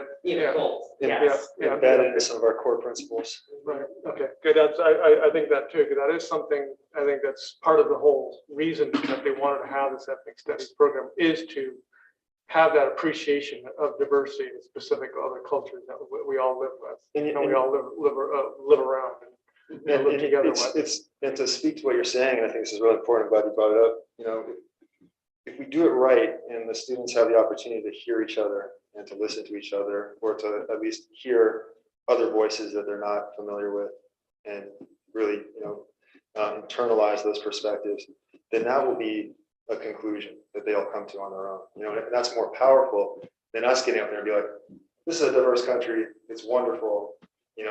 They can hear that, but that's us telling them. And of course, that will be embedded through some of the activities, but if they can come to that on their own, through their own inquiry, through their own exploration, through that space of being part of this community in this classroom, and I think that would be more meaningful. Yeah, so just kind of on that same topic. So when I was reading through the framework, and I appreciate you including this, I know this is a tremendous amount of work, and I get it, like what Fiona said, it's an amazing amount of work. I just can't imagine how much it's taken out of your time. So definitely very much appreciative of all the work you've done. On this, so on the first page of the framework, so you have these are the goals and student outcomes. On the 1, 2, 3, 4th bullet, you have students will learn about the artistic and cultural contributions of communities of color and explore the connections between artistic expression and empowerment. I read through the rest of them, but I'd like to, like you said, when we said that one of the outcomes is the appreciation of the diversity and make America a better country. The contribution of people of color and diversity is much more than just artistic and cultural. Oh, yes. Absolutely. Technologically, academically, scientifically, right? So I think those are as equally important. And I hope that you add those in here, that's something that needs to be stressed, that people that have come here, either through immigration or they've been born here, but they're from different ethnic backgrounds, have made amazing contributions in almost all facets of American life. And I think it's important that that also be included in part of this, part of the teaching. Yeah, thank you for mentioning that. I think that we agree, and having that, explicitly named really might be very helpful.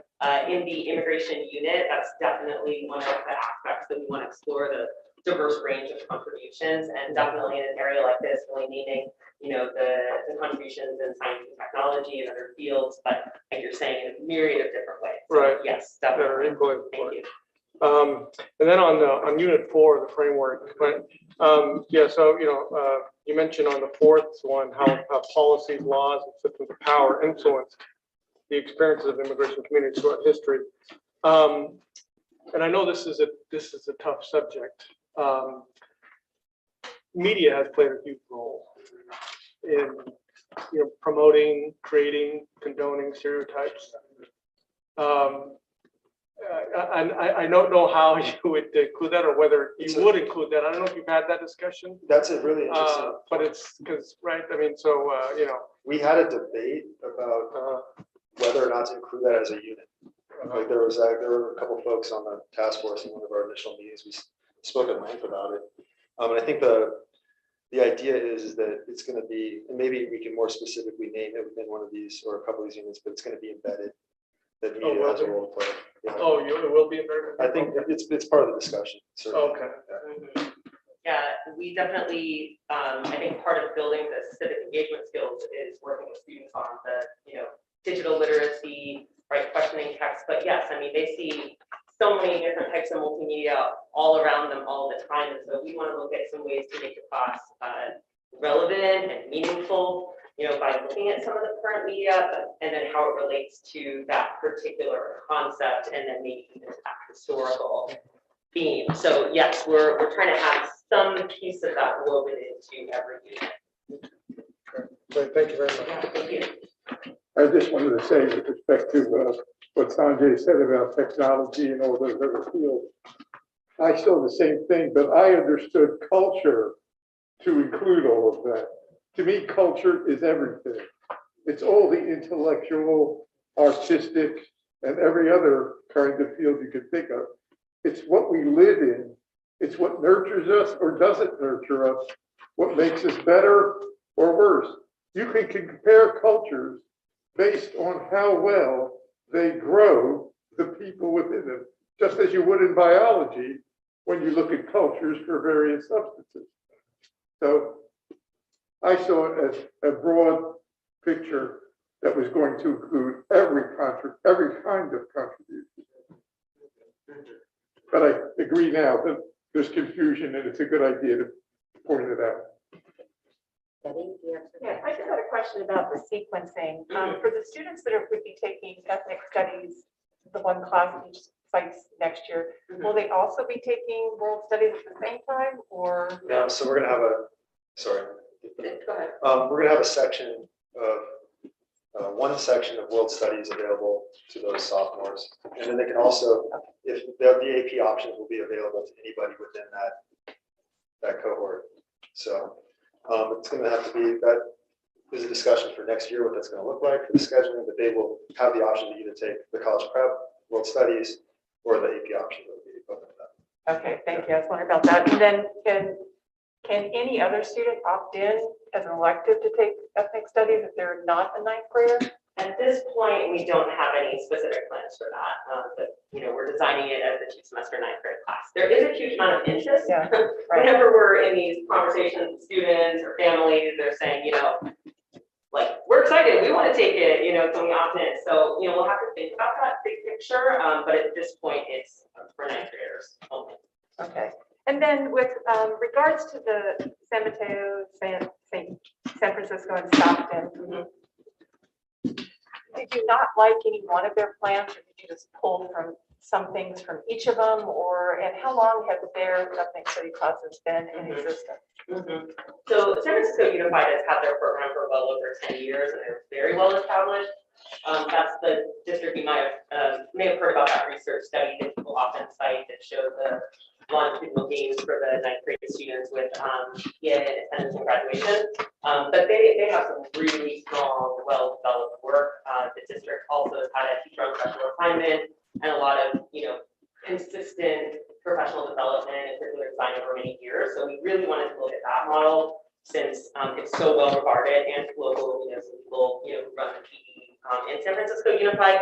San Mateo's newer, they're in their, I think, 2nd or 3rd year of having it as a required class. They did have it as an elective earlier at a couple of the schools, so that's newer.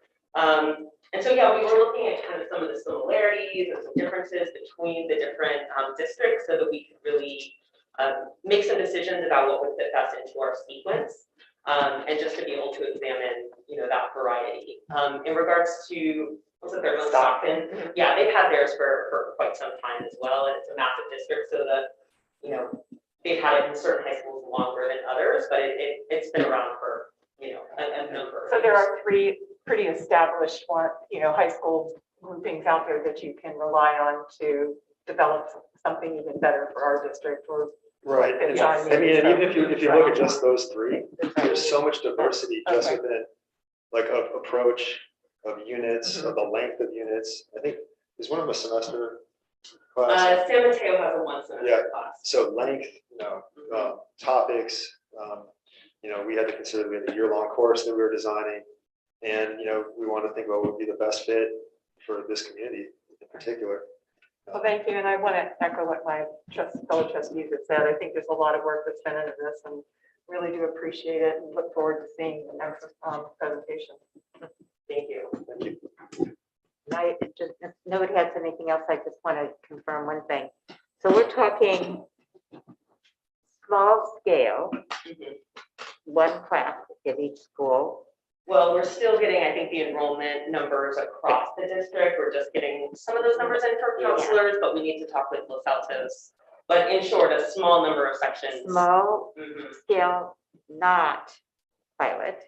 And we're talking refined detail from framework to specifics of day-to-day delivery, not iterative refinement of the framework itself, just of the details of the implementation. Yeah, our goal very much is that this framework will be the framework going forward. I just want to confirm where we're going to iterate and where we're not, and where we're gonna, what we're gonna call it in our perspective on it. Yes, thank you. Yeah, I think the term we use is year 1 implementation for next year. That's what we called it. So what does this do to our social studies requirements for graduation? Because the full non-pilot ethnic studies course has to count to social studies requirements. Are we increasing the requirement by 1 year? As I understand, it's in lieu of another course that they were already taking. So this will eventually take over the 9th grade social science course. And so And it will be a A through G we're social also to science. become something else. Correct. So right now, the state requires 10 credits of world studies, 10 credits of US history, and then 5 of econ, 5 of civics. Our district counts world studies as global studies. And we require 15 credits of global studies. And so the student can get that 15 by either taking CWI their sophomore year, or they could take AP Euro or AP World, which means then they have 20 credits of global studies. So 5 of those go down into their elective bucket and satisfies that. At this point in the game, and there's lots of conversations about this shifting at the state level, but ethnic studies is not considered world studies. It's considered global studies. So out of our 15 global study credits, 5 of those will come from ethnic studies, but 10 of those must come from world studies, AP World, AP Euro, or AP Human Geography. And so that means it's just flip-flop to what it is right now. So that means that 5 of the 10 credits from ethnic studies goes down into the elective bucket.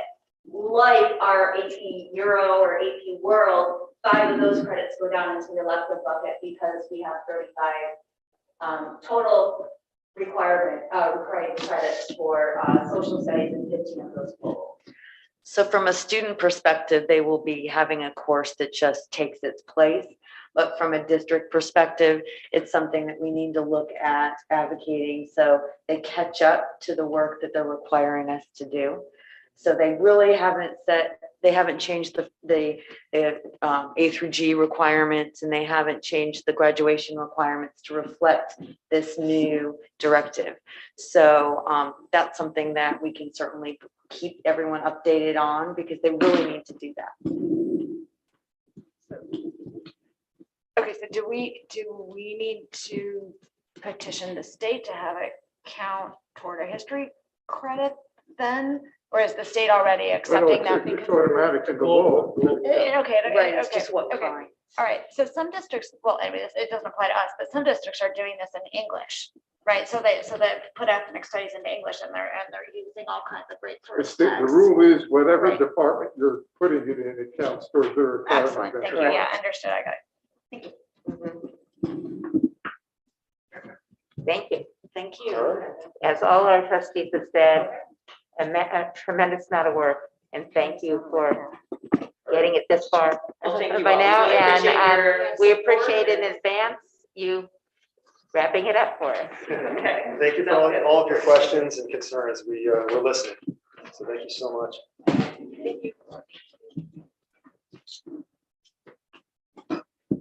Next, we will move on to the resolution 21/22-28, second interim budget report and budget revisions. So I think that would be Mike that will take it away. Mike and Elvis. Mike and Elvis. Yeah, it's always tough to follow the wonderful new curricular offerings and really complex issues and this. And here, let's talk about numbers. So try not to be dry, try not to be long. But of course, it is our passion for the broader educational mission of the district, right? How do we support all those goals? And so it's great to come after though that and hear how we support it with professional development and text and all that stuff. And we have an opportunity to do that. So with that, let's get started. I'm trying to man the audio visual and present at the same time. So I'll make Elvis talk a little bit more. But we're here tonight to present to you the second interim budget report. These are our financials as of January 31st, 2022. I'm emphasizing that date a little bit more than normal because you see later, we've had some financial events in the district, specifically a salary increase that's been agreed to in February that was after the snapshot of our financials. So we'll speak to that a little bit later. Right, this fits within our goals of maintaining fiscal stability. We are confident we are meeting that goal and are confident we will get positive certification from the county for our budget this year. And you see this slide every time we get a chance to present. So let me turn over to Elvis. He's going to walk through a little bit of an overview, looking at first versus second interim, and then break it down for certain. Like Mike said, second interim is January 31st. Data that we have from tax assessors, school services dartboard, and the county office. So it's a snapshot of it. First interim is usually on October 31st or So as you can see, revenues went up by $1 million. There's a slide later on that describes where that kind of money came from, because it's just a bunch of different pots that came in. Our expenditures also went up. I think a lot of that was based on some new hirings that we did. Again, 3 to 4 slides later on, we have a more defined number of what that number is, so that you have an idea. Our transfers in stayed the same. Again, cafeteria, I think we're still getting money, and we're positive funded, so we're gonna have a new balance in cafeteria. So that number is just the OPEB. And as you can tell, the fund balance at the bottom decreased by again, this is combined of restricted and unrestricted numbers. So if you're looking at this, you're like, oh, well, how can we do that? We decided to do on after the February 15th of board meeting that you guys approved. Just I wanted to make sure to emphasize this is both restricted and unrestricted. So it's a combination of both. On the next slide, this slide obviously shows unrestricted and restricted. So obviously we got more money here, about $1 million, I want to say, to be exact. And of course we got unrestricted, which we also got more COVID money by the state. So again, we went up on both of them. Again, expenditures went up on both. Contributions went up only by 176,000. Not a lot. It went up to special ed. Again, we had more stuff, more transfer over to special because we have more services we have to provide, and the transfer stayed the same. Again, unrestricted went up 300,000. First unit was 1.9 million. Now we're at 2.3. This number stayed the same because we're spending down our COVID fund. We want to make sure we are spending the first money we have in restricted money out, and then kind of opens the door for unrestricted to have open. But this is our main focus, to spend it down.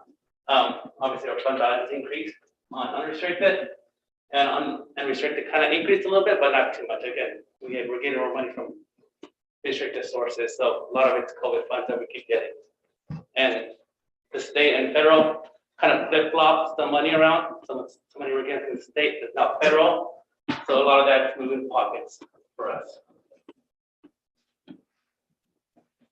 So just looking at some of those significant changes, right, not much happened in secured property taxes. It went up a little under $200,000. And that's really just a small nuanced aspect of what the assessor's office, they look at all the roll corrections. You know, that's people get an assessed valuation, they appeal that, they review it. And so when the assessor's roll is corrected, we share in it countywide with all the other districts and entities. So not much change from then. Unsecured taxes are still what they were at first interim. We do anticipate that to increase as the year goes on, as that money is actually collected by the county. The Shoreline Educational Enhancement Reserve, EER, that JPA that we have with Mountain View Wisman and the city of Mountain View, to share some of the tax revenue that comes from that shoreline community region that is then passed on to the school districts. That's the significant increase in our unrestricted revenue.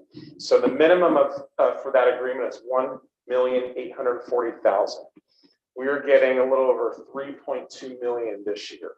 And so the variance is we budgeted, last year was about 2.8. So we budgeted slightly less, being aware and sensitive to what might be happening from COVID coming out of that, knowing the shoreline community has a much more even split of secured and unsecured, right? So secured is the land, the buildings, the physical things that are anchored there, literally and figuratively. Unsecured are things that can move. It's inventory, it's office supplies, it's servers, it's equipment, things like that. And so it's a little more volatile. So we're usually a little more conservative with that budget estimate. Hence you see tax revenue in that area went up. Don't quote me, it's double digits to 11 or 13%. And that's what the city passes on to us. So I'm doing a little deeper dive on that just to refresh everyone's memory. But there's also a lag with that money, right? So we received it current year. We received it in December. It's based on what the city received last fiscal year. And then what they received is based upon like the prior year's assessed valuation. So this is more of a lag than our normal secured property taxes. But that has been going up now a couple of years in a row. And so we're encouraged by that. And so we're, when we get to the multi-year projection later, assuming that will continue to be strong, not increasing, but we haven't seen a decline like we thought, we might be. But that's a more volatile one we'll pay attention to. As Elvis mentioned, we did get some additional COVID funds. We shared on that in the budget study session back in February about how we're spending those COVID funds. So that was to our positive. And the state, more Elvis than me, but gave them a lot of work because the state said, oh, we're still giving schools the same amount of money, but a little bit more. But we're going to use the federal funds we got to pass on to school districts rather than state funds. And all that really means for us is there's a lot more account codes to keep track of because now it's a federal source than the state. And so we try and keep you guys arm's length from that. But on the back end, it adds to the many reports I think we referenced in the study session we have to fill out. A little bit increase in special education revenue we noted. And then some salary and benefit costs, not insignificant, but again, what happens, as Elvis mentioned, first interim was October. There was some late additions and onboarding of staff. There was some mid-year hiring of some professional experts for therapists. There was some staff that got hired. When we pull that data for budget at first interim, they haven't selected their benefits, so we add that in later. There's a lot of cleanup happens between October and January. So this snapshot is a little beyond midway of the year and the more accurate picture of what's going on there. We've also added staff throughout the school year as needed, right? Whether it be paraprofessionals for students in special ed or as ELD has grown, we've added some, opened a section or two to help support the sites with that. So probably looks like a bigger number than we're used to, but some of it's getting caught up with the staff that were there in October that might not reflect in the financials then, as well as adding staff to support the ongoing efforts of our programs in our district. But all that to say is, you saw the numbers before, it's still a positive fund balance. There's a surplus there. That's going to be spent on the salary increase, but we're in very good shape financially. And I should have said, I usually say, there's a lot more details in the board packet and the official, accounting code documents that we can dive into or others can, but this is really the high level overview of the positive shape we're in. Our reserve levels, you can see this here. Of course, we make the 3% required minimum. Our other post-employment benefits account, we have more than what the actuarial projects we need, so that's a positive. And then we are continually trying to strive after that 2 months operating expenditures.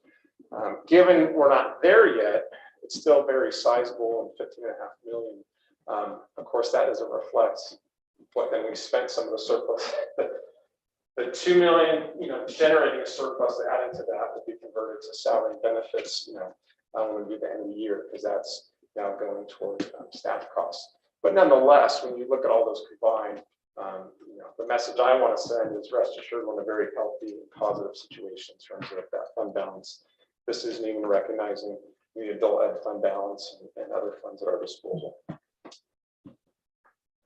So looking ahead of the multi-year projection, I'm going to reference this slide and talk more about the assumptions behind it. But as we already acknowledged, these are numbers based upon January 31st before we did the raise. So it actually shows the fund balance increasing by significant numbers would be an understatement. 7 million in the middle year, 12 million in the out year. And that's because we included higher revenue projections without the additional salary costs, because that wasn't in there when we took that snapshot of January 31st. So this is in here. It's the official numbers as of January 31st. But I'm going to move past it and share. Let me go 2 slides ahead and I'll come back. And so what we did as an exercise, especially making sure we could afford the agreements we made with our associations, the 5% increase this year, 5% next year, 5% following year. This slide, what it does in a very basic way, but calculates what is the cost of that 5% increase in the current year. So that's the $3,573,087 you see there. Of course, that's compounded the next year when you add 5% to what was before. So it's 7 million from what it currently is, if that makes sense, right? So we were projecting 122 million, 7.3 on top of that. 3.5 is already embedded, right? But it does grow. And then in the third year, it's a little over 11 million from what the current multi-year projection includes. So I wanted to make sure everyone saw it, the board, the community, anyone who's looking, just to show that yes, based upon some assumptions, and I'll go back to slide we are very confident we will be able to meet that projection. It is new in MVLA's recent history to have a multi-year salary increase. So we're all adapting and adjusting to that. The positive of that, at least from a budget perspective, is we always like certainty, right? In the financial world, you want certainty. What can we rely on? You hear us talk a lot about we're projecting tax revenues because we don't know for sure. I mentioned the shoreline revenue, that JPA. So in the past, there's always we budget and we have kind of surplus, and that was to talk about for salaries sometimes. So this gives us certainty with how we can anticipate and project that, and then we can fill in the rest of the budget around that to the extent there is some flexibility still. So that's a positive for us, even though it means we got to make sure we're mining all of that data and looking at the staffing, and that's why we're both working closely with Ed Services on enrollment and ELD students moving from one school to the next, and when it might, how about those course requests and how many of those students are going to show up, because then we work with personnel to match staffing to make sure, I keep calling it right sizing our staffing, right, based upon enrollment, because we didn't have COVID, we did have enrollment projections, and we didn't reduce any staffing based upon enrollment coming in a little bit less than what we thought we'd have this year. But what is that right size of our staff based upon contract and based upon what's good for kids, and we're supporting it, and financially it works for us. So I want to share this slide just to show we are looking at this 3 years. We've included that kind of a big picture, what that salary increase does for our budget. Obviously, there's a lot of variables in here that could change between now and 2023, but that's what we watch for, and that's what we try and anticipate.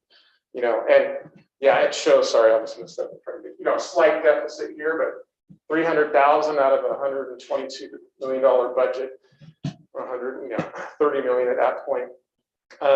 Sorry, 122. It's not nothing, but looking at years out, there's time to look more closely at what some of those costs are, what's the revenue coming from shoreline. And so we still have a lot of confidence behind those numbers and our ability to meet our financial obligations in the future. I'm going to roll back a slide. Sorry to go out of order.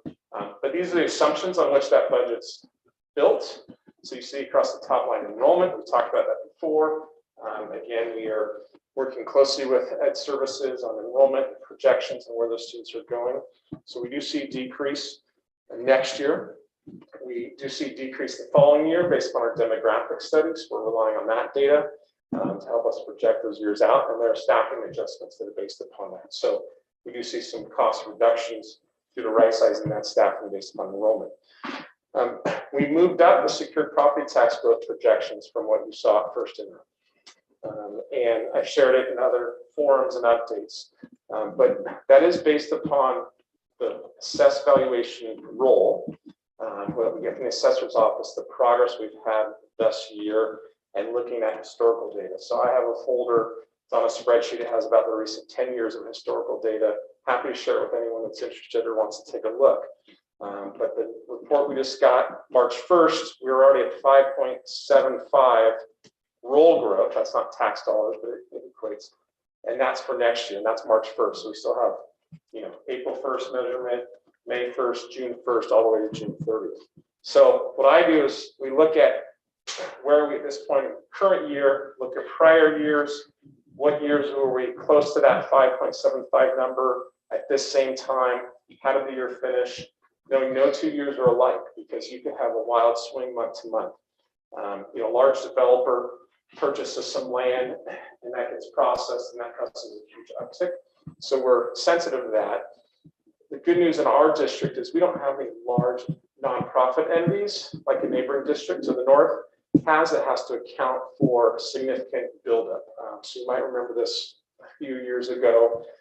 Stanford University did a big improvement in their hospital. What the assessor does is they go then assess what's the value of this new construction, new building. It's significant.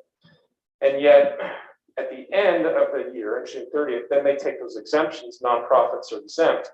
So that gets included in that roll growth report every month, and then they take it out at the end. And if year to year it doesn't change much, it's no big deal. But when you have a significant increase and they take out the end of the year, you have these wild swings. Now, Stanford's about like 25%, if I'm not mistaken, of the assessed valuation in all of Palo Alto Unified School District. So that has a major impact. When that happened, every other district was scrambling, and I think no district had anyone added, it was more like 5% of their overall assessed valuation. So I share that just to try and give everyone confidence that as we look at those roll growth numbers, they're pretty solid in terms of where we see them going. And so when I looked at prior years, around this time we were at 5.5%. We had years that ended between 8 and 10%. So 9, I have confidence in, but again, we will monitor that month to month and adjust as needed. Could come in at 8.5, could come in at 10.2. That's part of the dance we do every year with secure property taxes. And then, as is our norm in that third year, it's hard to look out that far completely. So usually our budgeting approach is a little more conservative than that last year, looking at trailing off just to be more conservative, and then we refine that as we get closer. Right, and part of this speaks to, we read the headlines, maybe our own personal experience, looking at property values in this area. COVID hit, everyone was kind of like, let's freeze. What's going to happen? And I think a recent headline I saw was that there's not a lot of homes for sale, and they're maintaining their value, and the homes that are selling are going for well over the asking price. And again, it's not just residential values that we look at, it's commercial, but we still see a lot of growth there. So a lot behind that, but that's, as you guys know, is the driver of our revenue, is that property tax. CalSTRS, CalPERS, not much change there from what we shared earlier. The CalPERS, the PERS board met and did adjust those numbers down a little bit from what we shared at first interim. So that's the benefit of the budget. So those costs are smaller. I'll call out STRS, no change. I think we discussed in our budget study session. There's an opportunity with the budget surplus if the state wants to pay down some of the STRS liability, they could do so. So it's great if the governor gets pressure and encouragement to do so. So 19.1 in those years goes down, that helps with our costs for benefits for our folks. So some of the underlying assumptions. And then looking the road ahead, we've already talked about monetary tax growth projections, state budget proposals. In May, the governor will release his May revision of his budget proposal. And so we'll dig into that and see what affects our district as a community funded district, less dependent on state funding. We'll continue to submit a myriad of reports for all the COVID funds and CCEIS. I know we approved the plan earlier, but I think Altos and I were just talking earlier today of like, hey, did we submit this quarterly report? Yeah, we did. Oh wait, we did for the 20-21 funding year, but not for the 19-20 funding year. We have to do that report again. So sometimes we have to check ourselves on, there's a funding year and a report that follows it. So we're taking care of it. Obviously, as we mentioned, incorporate the negotiated salary schedule into the current and future years. So we're processing that as an FYI to you guys. Staff will get the retro checks March 18th and then their new normal pay end of March. So we'll start including that and seeing that in our financial systems and budget projection. We again continue to work on enrollment projections and staffing, and then the work's really already begun on budget development for next year, right? Just starting to look out ahead and see what happens there. This is your reference form shared each time, and a great team. A lot of credit goes to Elvis here, who gets to show up on a few Monday nights now. Yep, and then you'll notice Min Lee, an accountant, recently started beginning of February, maybe last day in January. So it's nice to have that all filled out for someone in a while. And she comes with experience, again, from a nearby neighboring district, but came in knowing our HR software and QCC. And I listen to the conversations she and Elvis have, and just like hits the ground running. So that's just a great support, and great to have staff that dive in and are willing to take on and help more and even bring new perspective to it. So with that concludes our presentation. I want to leave room for questions or comments, but of course then it is the board's action to approve the resolution adopting the second interim when it's the appropriate time to do so. Yana, you had a question? Does anyone have questions? No. Not really about any of your presentation, but about something you said. So I got really worried when you said Stanford can build a hospital or any building, I assume, and not pay any property tax on that. Suppose they were to buy a big building or big lot in MVLA and put graduate or junior faculty housing on it. They would take a parcel that is currently paying property tax, and by virtue of their now owning it, it would not pay property tax. Is that right? Yeah, that's my very simplified understanding of it, but yeah, the tax exempt status is based on the organization whose property, yeah, the name is. So they can actually add students to our enrollment and take property tax revenue out of our income. Wow. Yeah. Yeah. Well, can they do that for housing or just for like a hospital? I think it's anything they own. Housing, they would add students, though, is the point, and they could also do it with something else, and just, and would no longer receive the money for that person. Yeah, Stanford is a huge entity, right, with a large land holding and how it works with like the shopping center and research park area. I'd have to talk to the assessor's office in terms of how all that land is assessed, right, in terms of the use for it. But yeah, what you're suggesting, Phil, is correct. Of course, they would have to acquire land that's currently not an exempt status, right? So if they bought from a hospital or a religious organization that's currently nonprofit, currently not paying property taxes, it wouldn't have the same impact. But if they developed it, put housing on it, then it could contribute more students. Again, if it's zoned for nonprofit use only, I don't know zoning laws, right? I don't know if it's that precise or not.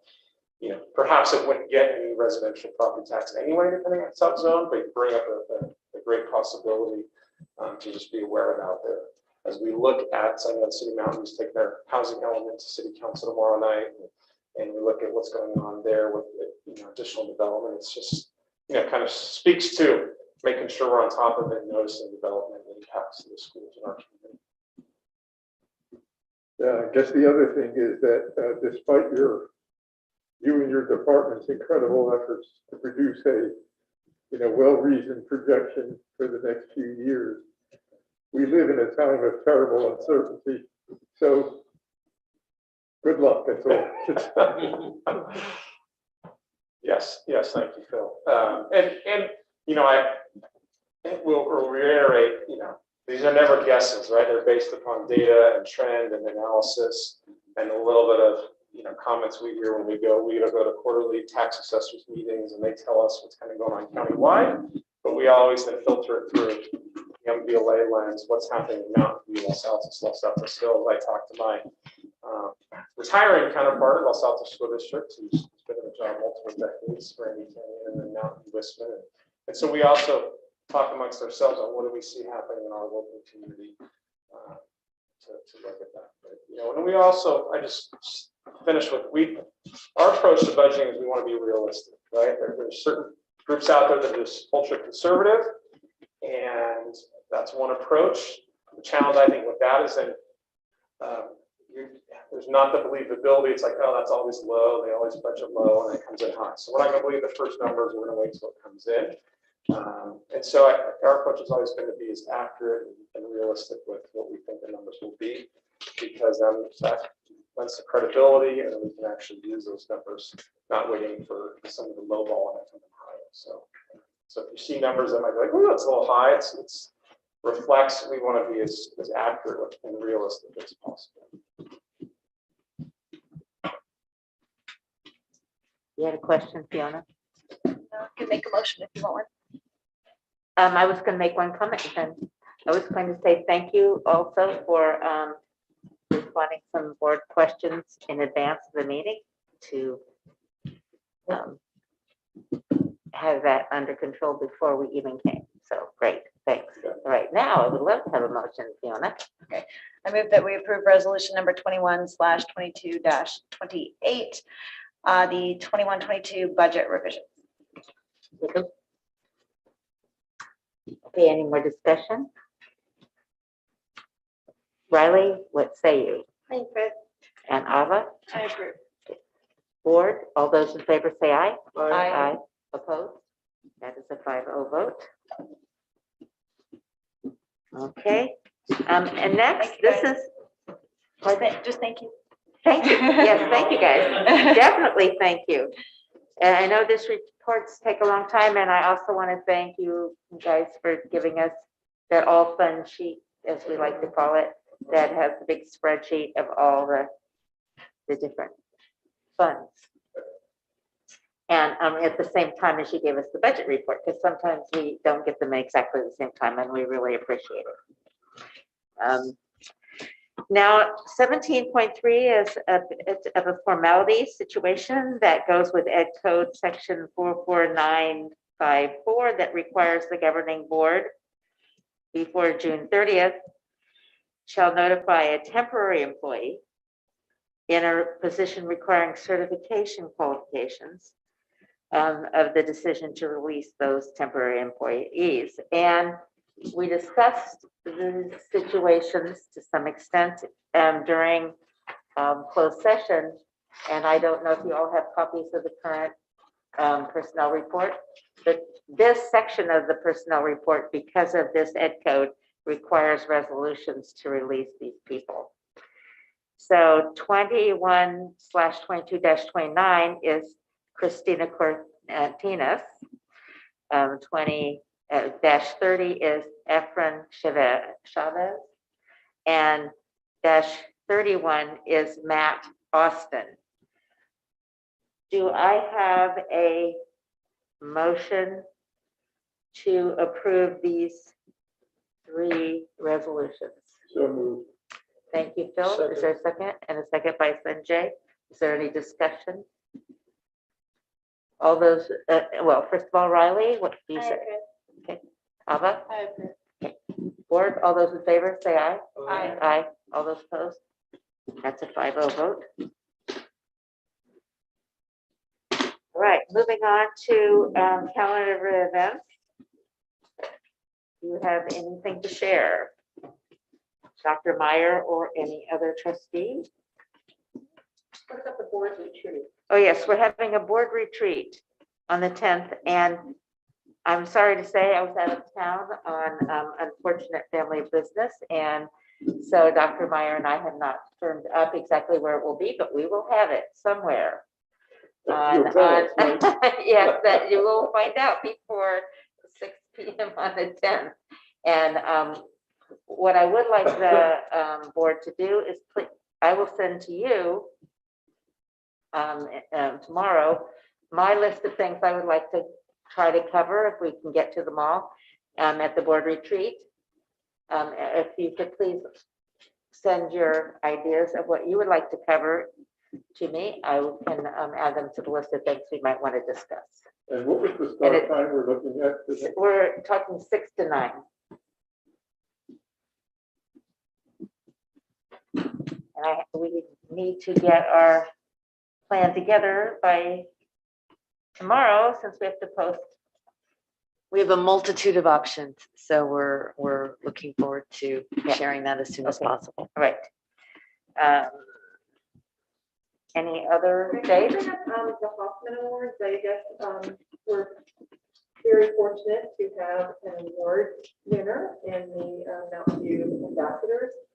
And I guess this is an in-person dinner, is that right? The Hoffman Awards are in person. Okay, so you want us to reply to Debbie if we're gonna go, is that right? Correct, and so we're hoping that we will be able to attend, and I know it's May. Do you have the date right there? It's May 11th. May 11th. Yeah. So we're excited Have about. a whole table. It'd be really So I'm fun. hoping that we'll have a whole table, Yeah. and then March 24th, we are also receiving an award, and that will be via Zoom, and that is also for the ambassador program. So March 24th via Zoom during the day, and then the Hoffman Awards on that May 11th. So So the 24th is Project Cornerstone? Is yes, that right? Okay. Project Management. yes, Yeah. Champion is the That- word. Lunches. Sharon. Oh, yes. So the only thing on the 11th, the Hoffman Awards, is also will be Equity Alliance Bridges Compensation. So I think that might be difficult. I mean, your board's been really good about trying to attend. Attend. So perhaps we'll reach out tomorrow morning to the group and see if we can rearrange that time, because I know you've all been wonderful attendees. 24, May 11th, May 11th. and that gives us enough time. Yeah, thank you. I think Courageous Conversations was on from 4 to 6, and technically Hoffman starts at 6, but it's actually student entertainment and meet and greet and appetizers till 6:45. Oh, So okay. just if, because I know it's really hard to reschedule the entire district for Courageous Conversations. Anyway, just an option if that is on Zoom, and it's at Michael's. Debbie's out at Michael's at Shoreline, the Right. Hoffman dinner, so it's only 20 minutes away. I mean, it's a little bit of a scramble, and you miss the student entertainment and all that, and the hello to everybody. But anyway, if we can maybe just back it up an hour Oh, here, but that- keep a day or something. That's a great option to possibly have. Yeah. So thank you. Okay, any other dates people would like to mention? All right, we'll move on to 18.2, communications and correspondence. Do we have any to share? We do. We do. I wanted to just put into the record that MVLA received a letter from Superintendent Tony Thurmond, recognizing once again Alta Vista as a model continuation school. And specifically, he speaks to the impact and establishing a nurturing and supportive environment. So we will put this into the minutes of tonight's meeting. That's very nice. Very nice. Okay, does the board have suggestions for future board meetings or reports? Yeah, I think we've said them all previously. So the date and time of the next meeting, the 7 p.m. for the open session on Monday, March 28th. Here. And then the rest of the board meetings for the year are also listed here, the regularly scheduled meetings. So we do not need to reconvene to close session or open session. So it would be time to adjourn if I could have a motion to that effect. So moved. Fiona and Debbie. Riley, what do you think? I agree. I agree. Okay. All that, okay, board, all those in favor of adjournment? Aye. Opposed? There we go. Meeting adjourned at 9:17. So we're adjourned, but I just also want to thank everyone.